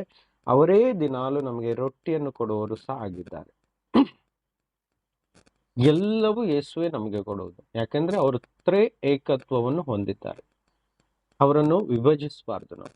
ಆದ್ರೂ ಸಹ ಅವರು ಕಳಿಸ್ಕೊಟ್ಟ ಪ್ರಾರ್ಥನೆ ಪ್ರಕಾರ ನಮಗೆ ಯಾವುದಾದ್ರೂ ವಿಷಯಕ್ಕೋಸ್ಕರ ಪ್ರಾರ್ಥನೆ ಮಾಡುವಾಗ ತಂದೆಯೇ ಎಂದು ಪ್ರಾರ್ಥಿಸ್ತೇವೆ. ನಾವು ತಂದೆಯೇ ಅಂತ ಕೂಗಿ ಹೇಳಿ ಯೇಸುವಿನ ನಾಮದಲ್ಲಿ ಅದನ್ನ ಮುಕ್ತಾಯಪಡಿಸ್ತೇವೆ. ಅದು ಅವರು ಹೇಳಿಕೊಟ್ಟಂತ ರೀತಿಯನ್ನು ನಾವು ಅನುಸರಿಸ್ತೇವೆ. ಅದರಲ್ಲಿ ಜಾಸ್ತಿ ನಾವು ಗೊಂದಲ ಆಗ್ಬೇಕಂತ ಇಲ್ಲ. ಆಯ್ತಾ? ತಂದೆ, ಪುತ್ರ, ಪವಿತ್ರಾತ್ಮ ಅವರು ಒಂದಾಗಿದ್ದಾರೆ. ನಾವು ಅವರು ಹೇಳಿಕೊಟ್ಟ ರೀತಿಯಲ್ಲಿ ಅವರನ್ನು ಮೂರಾಗಿಯೂ ಮತ್ತು ಒಂದಾಗಿಯೂ ಎರಡನ್ನು ನಾವು ಅಕ್ಸೆಪ್ಟ್ ಮಾಡಬೇಕು. ಓಕೆ, ಯಾಕಂದ್ರೆ ಎರಡಕ್ಕೂ ಸಹ ವಾಕ್ಯ ಕೊಟ್ಟಿದ್ದಾರೆ. ಇದನ್ನು ನಾವು ಪ್ರಶ್ನೆ ಮಾಡುವ, ಸಿಂಪಲ್ ಆಗಿ ತೆಗೆದುಕೊಳ್ಬೇಕು. ಹಾಗಾದ್ರೆ ಯೇಸುವನ್ನು ಒಪ್ಪದೇ ಇರುವಂಥದ್ದು ಕ್ರಿಸ್ತ ವಿರೋಧಿ. ಅಂದ್ರೆ ಯೇಸು ಹೇಳಿದ ಉಪದೇಶಗಳನ್ನು ಒಪ್ಪದೇ ಇರುವಂತ ಆತ್ಮ ಅಥವಾ ಸೇವಕರಿದ್ರೆ ಅವರೇ ಕ್ರೈಸ್ತ ವಿರೋಧಿಗಳಾಗಿದ್ದಾರೆ. ಅರ್ಥ ಆಗ್ತಾ ಇದೆಯಲ್ವಾ? Praise the Lord. ಎಲ್ರಿಗೂ ಕೇಳಿಸ್ತಾ ಇದ್ದೀರಾ? ನಾನು ಇನ್ನು ಜಾಸ್ತಿ ಸಮಯ ತೆಗೆದುಕೊಳ್ಳಲ್ಲ, ಇಲ್ಲಿಗೆ ನಿಲ್ಲಿಸ್ತೀನಿ. Price lord. ಮುಂದಿನ ವಾರ ನಾವು ಇದನ್ನ ಕಂಟಿನ್ಯೂ ಮಾಡೋಣ, ನೆಕ್ಸ್ಟ್ ಯಾವಾಗ ಸಮಯ ಸಿಗ್ತದೆ. ಮತ್ತೆ ದಯವಿಟ್ಟು ಎಲ್ಲರೂ ಮಂಡೇ ದಿನ ಅಥವಾ ನೆಕ್ಸ್ಟ್ ಯಾವಾಗ ಕ್ಲಾಸ್ ಇರುತ್ತೆ ಮಧ್ಯಾಹ್ನದ ಸಮಯದಲ್ಲಿ ಸ್ವಲ್ಪ ಕೆಲವರಿಗೆ ಕಷ್ಟ ಆಗ್ಬೋದು, ಆದರೆ ಆದಷ್ಟು ಅದರಲ್ಲಿ ಜಾಯಿನ್ ಆಗಲಿಕ್ಕೆ ಪ್ರಯತ್ನ ಮಾಡಿ. ಅದು ಒಳ್ಳೆ ಸೆಷನ್ ಆಗಿ ಕೆಲವೊಂದು ತಿಂಗಳಿಂದ ಅದು ನಡೀತಾ ಇದೆ. ನಿಮ್ಮ ಗೊಂದಲಗಳಿರುವಂತಹ ವಿಷಯಗಳನ್ನು ಪ್ರಶ್ನೆಯಾಗಿ ಕೇಳುವಾಗ ಅನೇಕ ಜನರಿಗೆ ಅದು ಸಹಾಯವಾಗ್ತಾ ಇದೆ. ಅದರಲ್ಲಿ ನೀವು ಸಹ ನಿಮ್ಮ ಗೊಂದಲಗಳನ್ನು, ಯಾಕಂದ್ರೆ ಕ್ರಿಶ್ಚಿಯಾನಿಟಿಯಲ್ಲಿ ಜಾಸ್ತಿ ಗೊಂದಲಗಳು ಬಂದ್ಬಿಟ್ಟಿದೆ. ಇದು ಯಾರು ಮಾಡಿದ್ದು? ಕ್ರೈಸ್ತ ವಿರೋಧಿ. ಯೇಸು ಸ್ವಾಮಿ ಏನ್ ಹೇಳಿದ್ದಾರೆ? ಶಿಷ್ಯರು ಕೇಳ್ತಾರಲ್ಲ, ಇದರಲ್ಲಿ ನೀವು ಒಳ್ಳೆ ಬೀಜ ಮಾತ್ರ ಬಿತ್ತಿದ್ರಲ್ಲ, ಕಳೆಗಳು ಹೇಗೆ ಹುಟ್ಟಿ ಬಂತು ಅಂತ ಕೇಳಿದಾಗ ಮಲಗಿದ್ದಾಗ ಶತ್ರು ಬಂದು ಕಳೆಯನ್ನು ಹುಟ್ಟಿಸುವಂತ ಬೀಜ ಬಿತ್ತಿ ಹೋಗಿದ್ದಾನೆ, ಅದಕ್ಕೆ ಕಳೆಗಳು ಬಂತು ಅಂತ ಯೇಸು ಹೇಳಿದ್ದಾರಲ್ವಾ. ಅದೇ ರೀತಿ 2000 ವರ್ಷಗಳಾಯ್ತು ಸುವಾರ್ತೆ ಸಾರಲ್ಪಟ್ಟು ಕ್ರಿಸ್ತಿಯ ಮಂಡಲದಲ್ಲಿ ಅನೇಕ ಕಳೆಗಳು ಬಂದು ಎದ್ದು ನಿಂತ್ಕೊಂಡಿದೆ. ಇದನ್ನು ಬಿತ್ತದ್ದು ಸೈತಾನನು. ಹೌದಾ? ಸೈತಾನನ ಆತ್ಮವೇ ಕ್ರಿಸ್ತ ವಿರೋಧಿ ಆತ್ಮ. ಅಂದ್ರೆ ಒಳ್ಳೆ ವಾಕ್ಯದ ಮಧ್ಯೆ ಕೆಟ್ಟ ಬೋಧನೆಯ ವಾಕ್ಯಗಳು ಸಹ ಬಿತ್ತಲ್ಪಟ್ಟಿದೆ. ನಾನು ಅದನ್ನೇ ಇಷ್ಟು ಹೊತ್ತು ವಿವರಿಸಿ ಹೇಳ್ತಾ ಇದ್ದೆ. ಅರ್ಥ ಆಗ್ತಿದೆ? ಉದಾಹರಣೆ ನಾನು ಜಾಸ್ತಿ ಕೊಡಲ್ಲ ನಿಮ್ಗೆ, ಯಾಕೆಂತ ಹೇಳಿದ್ರೆ ಅದ ಉದಾಹರಣೆ ಕೇಳಲಿಕ್ಕೆ ಅಸಹ್ಯ ಅನ್ಸುತ್ತೆ. ಅಂತ ಅಸಹ್ಯ ಕಾರ್ಯಗಳು ಇವತ್ತು ಕ್ರೈಸ್ತ ಮಂಡಲದಲ್ಲಿ ನಡೀತಾ ಇದೆ. ಅದಕ್ಕೋಸ್ಕರ ಓಕೆ, ನಿಮಗೆ ಅಂತ ಸಂದೇಹಗಳು ಬಂದಿದ್ದಿದ್ರೆ, ನೀವು ನೋಡಿದ್ದಿದ್ರೆ ಅಥವಾ ಕೇಳಿದ್ದಿದ್ರೆ ಅದನ್ನು ಕೇಳಿ ಆ ಸಮಯದಲ್ಲಿ ಅಂತ ಸೆಷನ್ ಅಲ್ಲಿ ನಾವು ಡಿಸ್ಕಸ್ ಮಾಡಿ ಆದಷ್ಟು ನಾವು ಕ್ರೈಸ್ತನ ಪರಿಶುದ್ಧವಾದ ಸತ್ಯವಾದ ಉಪದೇಶದಲ್ಲಿ ನೆಲೆ ನಿಂತುಕೊಂಡಿರೋಣ. ಬಂಡೆಯ ಮೇಲೆ ಕಟ್ಟಿದ ಮನೆಯ ಹಾಗೆ ನಮ್ಮ ಜೀವಿತವನ್ನು ಕ್ರೈಸ್ತನೆಂಬ ಬಂಡೆಯ ಮೇಲೆ ಕಟ್ಟುವುದಾದರೆ ಯಾವುದೇ ಬಿರುಗಾಳಿ ಮತ್ತೆ ಪ್ರಳಯ ಬಂದರೂ ಸಹ, ಅಂದ್ರೆ ಸೈತಾನನು ಎಷ್ಟೇ ಪ್ರಯತ್ನ ಪಟ್ಟರು, ಕಷ್ಟ ದುಃಖ ನೋವು ರೋಗ ತಂದರೂ ಸಹ ನಾವು ಬೀಳದೆ ಕೊನೆಯವರೆಗೂ ಗಟ್ಟಿಯಾಗಿ ಕ್ರೈಸ್ತ ನಂಬಿಕೆಯಲ್ಲಿ ನಿಲ್ಲುವುದಾದರೆ ಕ್ರೈಸ್ತನು ಬರುವ ದಿನ ಜಯಶಾಲಿಯಾದ ನನ್ನ ಮಗನೇ ನನ್ನ ಮಗಳೇ ಅಂತ ನಮಗೆ ಕರೆದು ಜೀವಿತದ ಕಿರೀಟವನ್ನು ನಮಗೆ ತೊಡಿಸ್ತಾರೆ. ಅದಕ್ಕೋಸ್ಕರ ನಾವು ಸತ್ಯವನ್ನು ದಿನಾಲು ತಿಳಿತಾ ಇರೋಣ. ಯೇಸು ಕ್ರಿಸ್ತನಿಗೋಸ್ಕರ ಜೀವಿಸೋಣ. ಯಾವತ್ತು ನಾವು ಯೇಸು ಕ್ರಿಸ್ತನನ್ನು ನಮ್ಮ ಸ್ವಂತ ರಕ್ಷಕನಾಗಿ ಅಂಗೀಕರಿಸಿದ್ದೇವೋ ಆವತ್ತೇ ನಾವು ಈ ಲೋಕದ ಪಾಲಿಗೆ ಸತ್ತಿದವರಾಗಿದ್ದೇವೆ. ಅಂದಿನಿಂದ ನಾವು ಬದುಕಿರುವುದು ಕೇವಲ ಯೇಸು ಕ್ರಿಸ್ತನಿಗಾಗಿಯೇ ಆಗಿರ್ಬೇಕು ಅಂತ ವಾಕ್ಯ ನಮಗೆ ಕಲಿಸ್ತದೆ. ನಮ್ಮ ಸ್ವ ಇಚ್ಛೆಗೋಸ್ಕರ ಅಲ್ಲ, ಲೋಕಕ್ಕೋಸ್ಕರ ಅಲ್ಲ, ಮತ್ತೆ ಯಾರಿಗೋಸ್ಕರ ಅಲ್ಲ. ನಾವು ಕೇವಲ ಕ್ರಿಸ್ತನಿಗಾಗಿಯೇ ಈ ಲೋಕದಲ್ಲಿ ಬದುಕಬೇಕು. ಇದು ಯೇಸು ಕ್ರಿಸ್ತನು ಅಥವಾ ಆತನ ವಾಕ್ಯದಲ್ಲಿ ನಮಗೆ ಕಲಿಸಿಕೊಟ್ಟಂತ ಬೋಧನೆಯಾಗಿದೆ. ಈ ಲೋಕದ ಪಾಲಿಗೆ ನಾವು ಸಾಯಬೇಕು, ಅಂದ್ರೆ ಲೋಕದ ಆಶೆ ಇಚ್ಛೆಗಳಿಗೆ ನಾವು ಸಾಯಬೇಕು. ಅದ್ಯಾವುದು ಬೇಡ. ಯಾಕಂದ್ರೆ ನಮಗೆ ಹೊಸ ರಾಜ್ಯ ಕೊಟ್ಟಿದ್ದಾರೆ, ಹೊಸ ಬದುಕು ಅಲ್ಲಿದೆ, ಹೊಸ ಸಾಮ್ರಾಜ್ಯ ನಮಗೋಸ್ಕರ ವೆಯ್ಟ್ ಮಾಡ್ತಾ ಇದೆ ನಿಜವಾಗಿಯೂ ಸಹ. ಯೇಸು ಹೇಳಿ ಹೋಗಿದಾರಲ್ಲ, ನಾನು ಹೋಗ್ತಾ ಇದ್ದೇನೆ, ಬೇಗ ತಿರುಗಿ ಬರುತ್ತೇನೆ, ನಿಮ್ಮನ್ನು ಸಹ ಕರ್ಕೊಂಡು ಹೋಗ್ತೀನಿ. ನಾನು ಎಲ್ಲಿದ್ದೇನೋ ಅಲ್ಲಿ ನೀವು ಸಹ ನನ್ನ ಜೊತೆಗಿರ್ಬೇಕೆಂದು ನಾನು ಮುಂದೆ ಹೋಗಿ ನಿಮಗೋಸ್ಕರ ಮನೆಗಳನ್ನು ಕಟ್ತೀನಿ ಮತ್ತು ಪುನಃ ಬಂದು ನಿಮ್ಮನ್ನು ಕರ್ಕೊಂಡು ಹೋಗ್ತೀನಿ ಅಂತ ವಾಗ್ದಾನ ಮಾಡಿದ್ದಾರೆ. ಅದಕ್ಕೋಸ್ಕರ ನಾವು ಈ ಭೂಮಿಯಲ್ಲಿ ಬದುಕಿರುವ ಕಾಲದವರೆಗೂ, ಉಸಿರಿರುವ ಕೊನೆಯ ಉಸಿರವರೆಗೂ ನಾವು ದಿನಾಲು ಕ್ರಿಸ್ತನಿಗಾಗಿ ಬದುಕಬೇಕು, ಆತನಿಗೆ ಸಾಕ್ಷಿಯಾಗಿ ಬದುಕಬೇಕು ಅಂತ ಹೇಳಿದ್ರೆ ಆತನ ವಾಕ್ಯಗಳನ್ನು ಕೈಕೊಂಡು ನಡೆಯುವಾಗ ನೋಡುವ ಜನರೆಲ್ಲ ತಿಳ್ಕೊಳ್ತಾರೆ, ಈ ವ್ಯಕ್ತಿ ಒಳ್ಳೆಯವನಾಗಿದ್ದಾನೆ. ಆ ಒಳ್ಳೆಯ ವ್ಯಕ್ತಿಯ ಬಗ್ಗೆ ತಿಳಿದುಕೊಂಡಾಗ ಅವರಿಗೆ ಅರ್ಥ ಆಗುತ್ತೆ ಕ್ರಿಸ್ತನವನಾಗಿದ್ದಾನೆ. ಆವಾಗ ಅವರು ನಮ್ಮ ಕ್ರಿಸ್ತನನ್ನು ಅಂಗೀಕರಿಸಲಿಕ್ಕೆ, ಫಾಲೋ ಮಾಡ್ಲಿಕ್ಕೆ ಅವರಿಗೆ ಈಸಿ ಆಗುತ್ತೆ. ಯಾಕಂದ್ರೆ ನಮ್ಮಲ್ಲಿ ನೋಡುವಂತ ಒಳ್ಳೆ ಗುಣಗಳೇ ಒಳ್ಳೆ ಫಲ. ಆ ಫಲಗಳನ್ನು ನೋಡುವಾಗ ಬೇರೆಯವರು ಸಹ ಅದನ್ನು ಅಂಗೀಕರಿಸ್ತಾರೆ ಮತ್ತು ನಮ್ಮ ದೇವರನ್ನು ಕೊಂಡಾಡ್ತಾರೆ. ಅಷ್ಟೇ ಅಲ್ಲ, ನಮ್ಮ ದೇವರಿಗೆ ಮಹಿಮೆ ಆಗುತ್ತೆ. ಹೇಗೆ? ನಾವು ಒಳ್ಳೆ ಫಲ, ಬಹಳ ಫಲ ತರುವುದರಿಂದಲೇ, ಅಂದ್ರೆ ಬಹಳ ಗುಣಗಳನ್ನು ತರುವುದರಿಂದಲೇ, ಒಳ್ಳೆ ಗುಣಗಳನ್ನು ಈ ಭೂಮಿಗೆ ತೋರಿಸುವುದರಿಂದಲೇ ನಮ್ಮ ತಂದೆಯಾದ ದೇವರಿಗೆ ಮಹಿಮೆ ಆಗುತ್ತದೆ ಅಂತ ಯೇಸು ಸ್ವಾಮಿ ನಮಗೆ ಹೇಳಿದ್ದಾರೆ. ಅರ್ಥ ಆಗ್ತಿದ್ಯಾ? ಆ ಕ್ರೈಸ್ತಿಯ ಗುಣ, ಆ ಕ್ರೈಸ್ತನ ತರ ಜೀವಿಸುವ ಬದುಕು ನಾವು ಈ ಲೋಕಕ್ಕೆ ತೋರಿಸ್ಕೊಡ್ಬೇಕು. ಅವಾಗ ಕ್ರಿಸ್ತ ವಿರೋಧಿಯು ನಮ್ಮ ಹತ್ರ ಬರಲ್ಲ. ಅರ್ಥ ಆಗ್ತಿದೆಯಾ? ಇವತ್ತು ಸಹ ಅನೇಕ ಕ್ರೈಸ್ತರ ನಾಮವನ್ನು ಇಟ್ಕೊಳ್ತಾರೆ, ಅವ್ರು ಮಾಡೋದೆಲ್ಲ ಬೇಡದಿರುವಂಥದ್ದು ಅಲ್ವಾ. ಅವರಲ್ಲಿ ಪಾಪವಿದೆ, ದೇಶ ಇದೆ, ಹೇಟ್ನೆಸ್ ಇದೆ, ಕಚ್ಚಾಟ ಇದೆ, ಜಗಳ ಇದೆ, ಮೋಸ, ಕೂಡಿಕತನ, ಎಲ್ಲ ಕೆಟ್ಟತನ ಇದೆ. ಇದೆಲ್ಲ ಕ್ರಿಸ್ತ ವಿರೋಧಿಯ ಕೆಲಸ. ಆದ್ರೆ ಚರ್ಚಿಗೆ ಹೋಗ್ತಾರೆ, ಆದ್ರೆ ಬೇರೆಯವ್ರನ್ನ ಪ್ರೀತಿಸಲ್ಲ, ಕ್ಷಮಿಸಲ್ಲ, ದಯೆ ತೋರಿಸಲ್ಲ, ಹೈಟ್ ಮಾಡ್ತಾರೆ, ಜಗಳ ಆಡ್ತಾರೆ, ಹೊಟ್ಟೆಗಿಚ್ಚು ಪಡ್ತಾರೆ ಬೇರೆಯವ್ರ ಮೇಲೆ. ಅಂತ ಕ್ರೈಸ್ತರು ಕ್ರಿಸ್ತನಿಗೆ ಸಂಬಂಧಪಟ್ಟವರೇ ಅಲ್ಲ. ಅವರನ್ನೇ ಯೇಸು ಸ್ವಾಮಿ ಹೇಳ್ತಾರೆ ಕೊನೆಗೆ, ನಾನು ನಿಮ್ಮನ್ನು ಅರಿಯೆನು. ಅರ್ಥ ಆಗ್ತಿದ್ಯಾ? So we have to be very careful. ನಮ್ಮನ್ನೇ ನಾವು ಮೋಸಗೊಳಿಸದಂತೆ ಎಚ್ಚರವಾಗಿರಿ ಅಂತ ಯೇಸು ಸ್ವಾಮಿ ನಮಗೆ ಕಲಿಸಿದ್ದಾರೆ. ಸೊ ಎಚ್ಚರವಾಗಿರುವಂತ ಈ ಒಂದು ವಿಷಯದ ಬಗ್ಗೆ ನಾವು ಇಷ್ಟು ಹೊತ್ತು ಧ್ಯಾನಿಸಿದ್ದೇವೆ. ಮುಂದಿನ ದಿನಗಳಲ್ಲಿ ಮತ್ತೆ ಪುನಃ ಮುಂದಿನ ವಾಕ್ಯಗಳನ್ನು ನಾವು ನೋಡುವವರಾಗೋಣ. ಇಲ್ಲಿಗೆ ನಿಲ್ಲಿಸೋಣ. ನಾವು ಬನ್ನಿ ಪ್ರಾರ್ಥನೆ ಮಾಡಿ. ಪರಲೋಕದ ಪ್ರೀತಿಯುಳ್ಳ ತಂದೆಯಾದ ದೇವರೇ, ಯೇಸು ಕ್ರಿಸ್ತನ ಹೆಸರಿನಲ್ಲಿ ನಾವು ನಿಮಗೆ ಸ್ತೋತ್ರ ಕೃತಜ್ಞತೆಗಳನ್ನು ಸಲ್ಲಿಸ್ತೇವೆ. ಯಾಕಂದ್ರೆ ನಮ್ಮನ್ನು ಅನೇಕ ಮೋಸದಿಂದ, ವಂಚನೆಯಿಂದ ನೀವು ಇವತ್ತಿನವರೆಗೂ ಕಾಪಾಡಿದ್ದೀರ ಸ್ವಾಮಿ.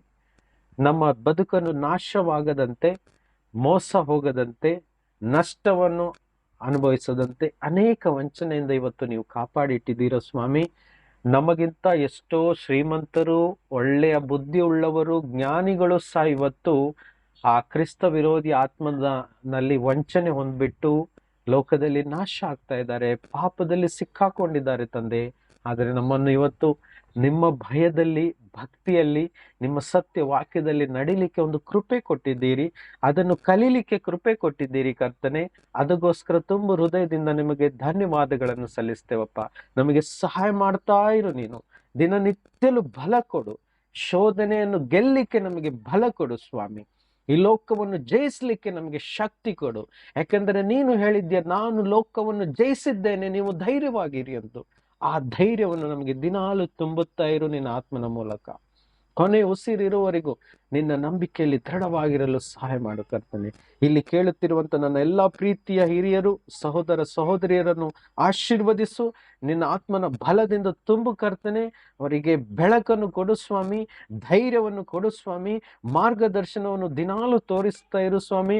ಅವರ ಬದುಕಿನಲ್ಲಿ ಬರುವಂತ ಎಲ್ಲ ಶೋಧನೆ ಪರೀಕ್ಷೆಗಳನ್ನು ಎದುರಿಸಿ ನಿಂತು ಜಯ ಹೊಂದಿ ಕ್ರೈಸ್ತ ನಂಬಿಗಸ್ತರಾಗಿ ತಮ್ಮ ಬದುಕಿನಲ್ಲಿ ದಿನವನ್ನು ಕಳೆಯಲಿಕ್ಕೆ ಬೇಕಾದಂತ ಎಲ್ಲ ಕೃಪೆಯನ್ನು ಅವರಿಗೆ ಕೊಡಬೇಕು ಎಂದು ಪ್ರಾರ್ಥಿಸ್ತೇನೆ.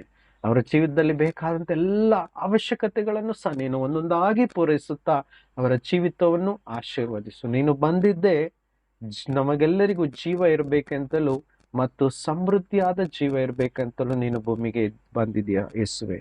ನಿಮಗೆ ಸ್ತೋತ್ರ. ಎಲ್ಲರನ್ನು ಆ ಸಮೃದ್ಧಿಯುಳ್ಳ ಜೀವಿತದಿಂದ ತುಂಬು ಕರ್ತನೆ ಎಂದು ಯೇಸು ಕ್ರಿಸ್ತನ ಪರಿಶುದ್ಧ ನಾಮದಲ್ಲಿ ಪ್ರಾರ್ಥಿಸೋರಾಗಿದ್ದೇವೆ. ಆಮೇನ್.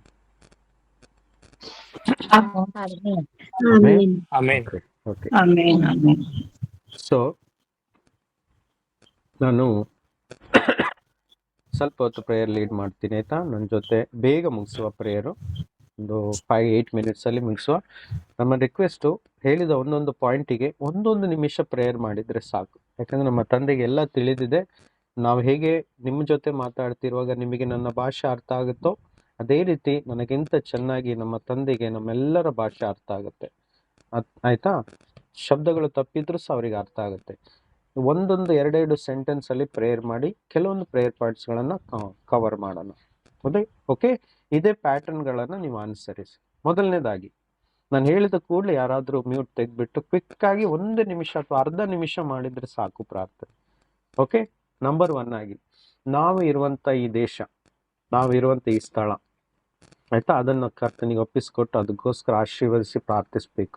ಯಾಕಂದ್ರೆ ಅನೇಕ ಆತ್ಮಗಳು ಇನ್ನೂ ಸಹ ರಕ್ಷಣೆಗೆ ಬಂದಿಲ್ಲ, ಯೇಸುವಿನ ಜೀವವನ್ನು ಹೊಂದ್ಕೊಳ್ಳಿಲ್ಲ. ಅವರಿಗೆಲ್ಲ ಜೀವ ಇರ್ಬೇಕಂತ ಪ್ರಾರ್ಥಿಸುವ.